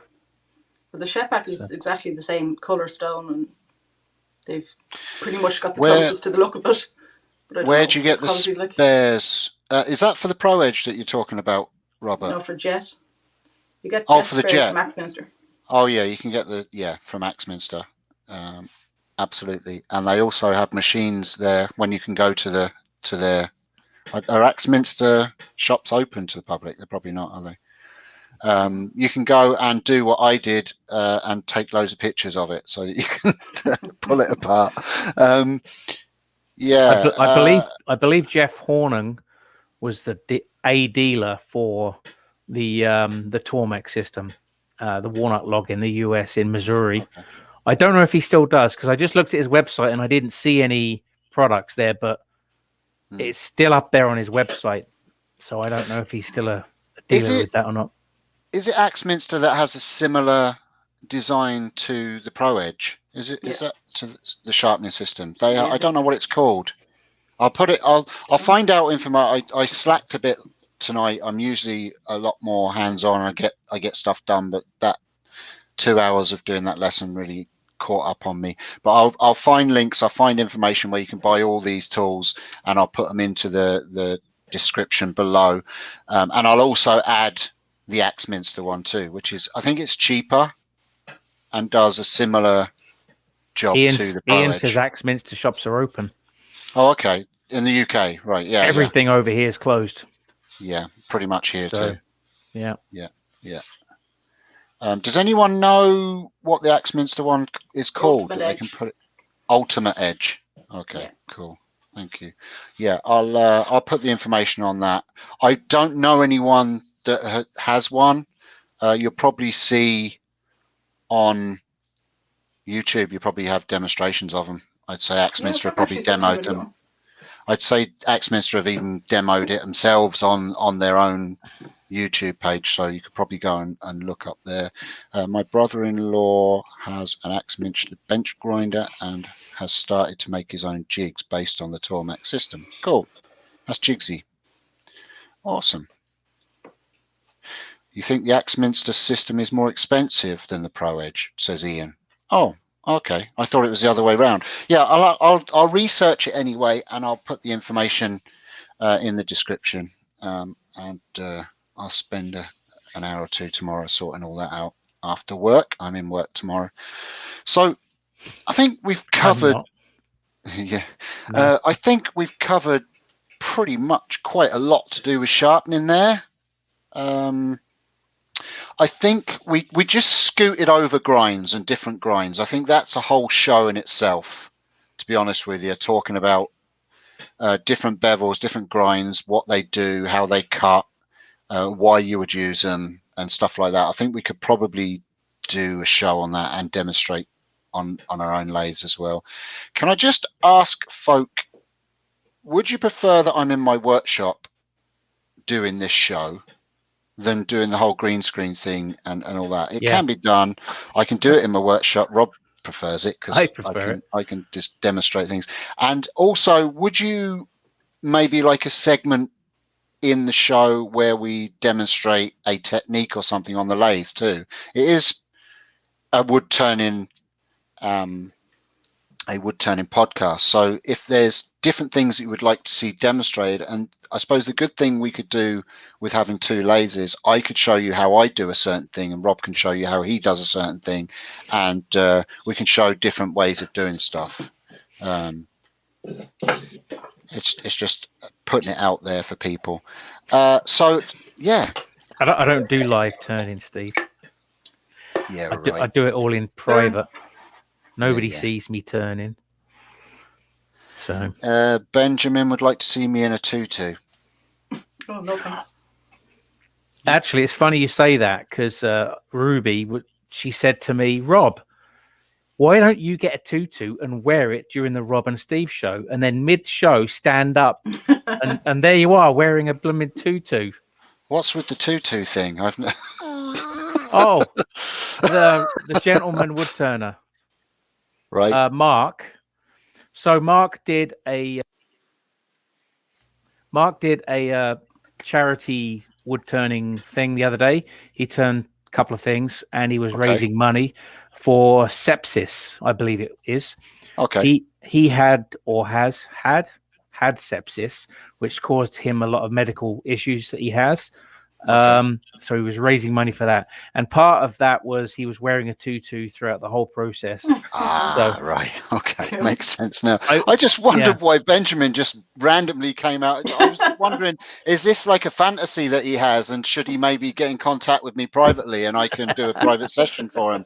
Because why would someone just randomly come up with I should wear a tutu? I was like, Benjamin, you need to go and see someone, mate. Yeah, you don't want to see him in a tutu, trust me. No. Yeah, well, I mean, my boxers, yeah, no problem. No. But not a tutu. Yeah. Yeah. I have to wear knee long boxers though. You can get them on Amazon. Mine's on order. Right, that makes total sense. Well, fair play to Mark. And did the auction go well? Yeah, he raised over £1,000. That's awesome. Congratulations. That's brilliant, Mark. Well done. He had a couple of pieces that were auctioned off, and also people were just donating as well. Cool. That's awesome. So, Ruby was one of his earworms for that. So. I know how that feels. It's a great feeling to raise money and kind of bring awareness to a certain thing. I mean, we did it for the cystic fibrosis, and we did it for other causes as well. And it's a great community for doing that. With the Make It Matter you're referring to. Yeah. So it's a good way of it. It makes you feel good that you can use your craft to help others, and it's good that way. Yeah. So yeah, I think that's pretty much us done. Oh, I just wanted to mention as well, thank you, Wayne the Woodturner. Wayne made a point of getting in touch with me and asking what our show was about, and he linked. We don't even know. Yeah, no, he just wanted to know what the topic was this week, and he did last week as well. He put a link to our show in his Good chat. man. And he shouted it out. So thanks for that, Wayne. It's Cheers, always Wayne. appreciated when people shout out the show. We are a pretty new show. I mean, this is show number 12. Is it 11? 12? No, 11. And that brings 11. Another point as far as who won the giveaways. We did it last week. Yeah, but who won it? I told you. I didn't get any information on where to send them. You have to contact the person. You have to contact him. I told you. And then it was over to you. I got to look back in our chat then. I've got in contact with my man. I asked him what kit he wanted. He's chosen his kit. I've got his package ready in the little creator kits. Oh, you haven't sent it yet then? You haven't it's sent set it there and it's being shipped out tomorrow morning. Well, the blanks are there. Who won it? I can't remember who you said won. There was like 4 people. Oh yeah, we had the spinny wheel thing. Dave B won your one. I'm going to go back and watch Dave B won it, and not the other Dave B in the US. Yeah, Dave B in the US, not Dave B in the Canada. Are you in the chat there, Dave B? I haven't seen you this evening. Send me an address, please. WoodsleySummercraft@gmail.com. I have no idea what's going on. Hey, look. That's show business, folks. As a contrast, Axminster Slow Grind, £175 Sorby Universal Grinding System, £130 CBN wheel, £130 each. Make of that what you want. That's Di adding that in. Thank you very much, Di. I think I probably read that completely wrong, so nobody understood what the heck I said. But it's there. You can read it yourselves, folks. Leona, who are you looking? What? Why are you looking at me like that? Oh, it's not just me. Lol. That's Jeff. Put Leona on full screen just for a minute. No. she has the button ready. I knew she would. And that is why I didn't put her on full screen, because I knew she'd have it ready. It's okay, Jeez, Leona. I wouldn't do it to you. I know that Leona doesn't like that. And do you know what? It's taken a huge I've been left there for no reason. Take me off. No, come on back. Do you know what? It's an absolute honor that Leona has done this, because she doesn't do it. She doesn't do live. She's very shy. Even though she has been considering it as earworm, haven't you, Leona? No. Okay, that's not going to happen. That conversation never happened. So I don't do live. I don't do live either, Leona. I don't blame you. No way would I do it now. Joseph King loves seeing you, Leona. Oh. Mm-hmm. And Debbie says time out for Rob. Unblock. Yeah. You know what? I was at the top of my garden. Oh, hold on a second. Hold on a sec. No, hold 1 second. Now, go ahead, Rob.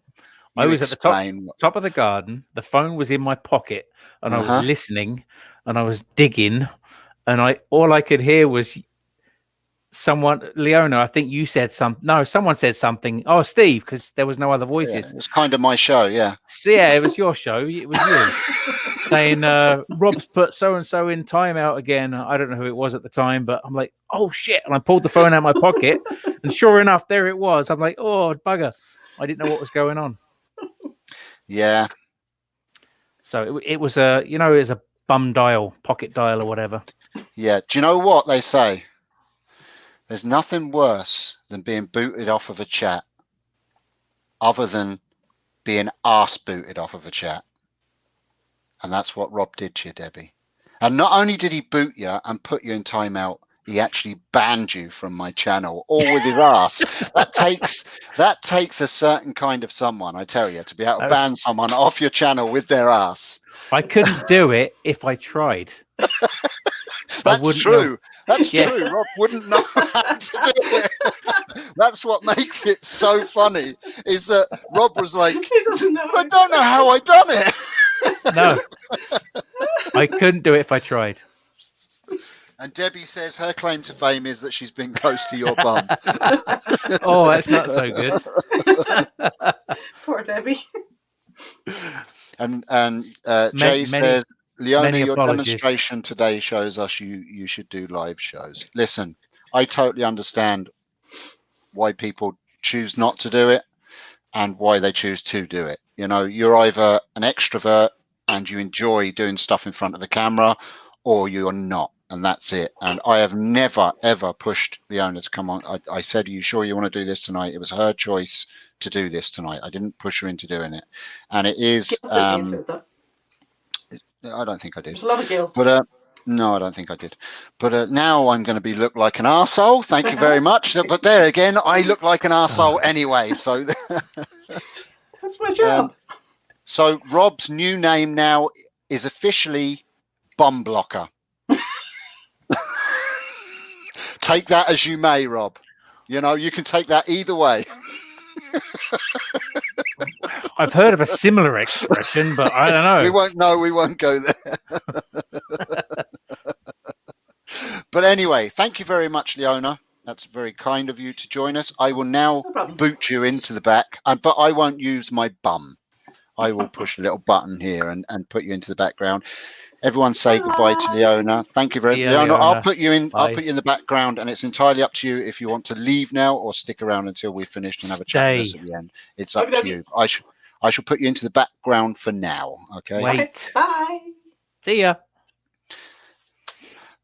Right, ladies and gentlemen, and kind wood-turning folks, thank you very much for joining us. It's been a blast. I hope it's given you. Yeah, I hope it's given you a basic look into the different systems and the pros and cons of each one. The pros of mine is that it's called a pro. So it's called a pro. Yeah. The pro of mine is because that's who's using it. Ooh. Well, yeah. Do you use it with your ass? I could do. It's that good. Right, folks, we're going to say good night. It's been a blast. It's been a pleasure. We shall see you again next week. If there is anything in particular you would like us to talk about, please get in touch with us on the Facebook page. Steve, we should recreate the photo at the beginning, end of every show. No, Leona hates that photo. She thinks that I do too. Yeah. Oh, well. And again, the reason why I keep it. That's okay. Yes, exactly. It's not like I could change it. I did want to just tell you, Rob, because you probably don't know because you never look. No. We have reached 175 subscribers on the channel, which is absolutely freaking fantastic. Are they all watching this evening? Well, yeah, they probably are. But no. How many people are in chat? There's 25 watching, and there's a good few in the chat. Watching. Okay, good. But we do tend to get a lot of views after the show's aired. We're averaging in around 100, 120 to 200 views per video. So we're entertaining some people. We're giving as much information. And the good thing is that people can go back on all these and watch them back. Quick little tidbit there. I watched Barbara Dill the other day. She did the demonstration there for American Association of Woodturners. It was an awesome interview. I actually missed the live event, but they recorded it and I could go back and watch it afterwards. So I watched the entire thing, and guess who got the last word? Steve. Well, that's because I love her and she loves me. Yeah. Steve got the last word in that show as well. Yeah, and there's another show coming up on the 24th that I've signed up for. Oh, Cindy Drozder. Yeah, on the 24th. That's a paid event, though, right? That's a paid event. It was like $15, is it? $15. Yeah. But I think it's going to be worth it. I think it's a good idea to watch as many people as you can. You can gain knowledge from lots of different people. Yeah. Don't just gain your knowledge from one place, like this place. But not only that. all these demonstrators have been unemployed for a year and a half. They've not had any way of touring and earning money, and that's their livelihood. That's how they make their bread and butter, is by doing demonstrations. So 15 quid to watch a couple of hours is not, you're not paying for the show, you're supporting their art and craft and keeping their bills paid. So, you know, I'll be there. No problem with that. Adam just said, am I sure this isn't the last show? I am in the Banana Group on April Fools. I told everyone that the show before it was April Fools was on the Wednesday, I think, and I told everyone in the Banana Group that we were packing it in, that we just weren't getting the views, that it just wasn't working, and blah blah blah. And Adam, unfortunately, was the only person that fell for it. I only did one April Fools, and that was my youngest son. I took him to the dentist for a cleaning that day, and I had to sit in the truck, wait for him. So as he left, I said, "You do realize you're actually having a filling today?" Oh, you bastard. He's like, "No." I said, "Yeah, I didn't want to tell you because I didn't want to freak you out, but you're going to have a filling at the back there, just a small one. But yeah, they're going to have to drill in." And he went in and he thought, "Just a cleaning today."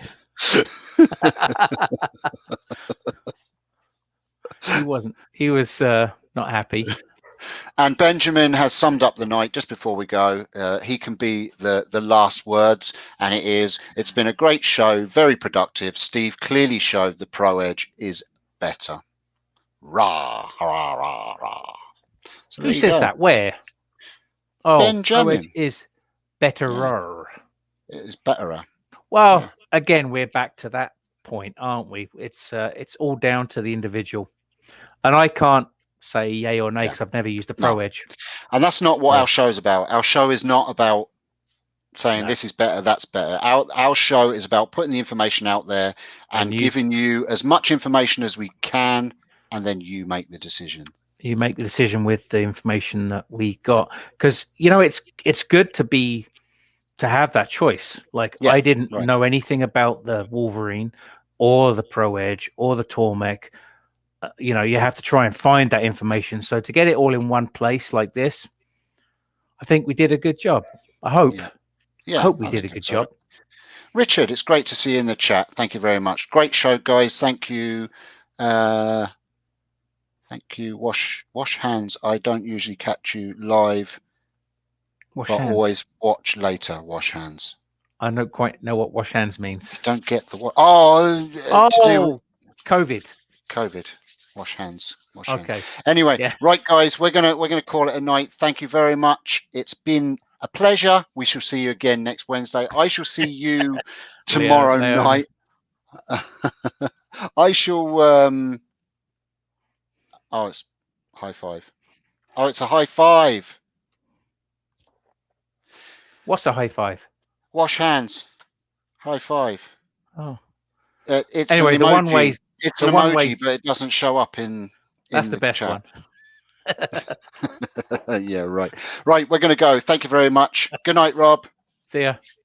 I'm live tomorrow night. Have absolutely no idea what I'm turning, but when do I ever? Right, guys. Ta-ra. I've got my thingies back now, so I can hit the proper buttons. Bye. See you later. Thanks, Leona. Again. Tra. Thanks, chat. See you next week.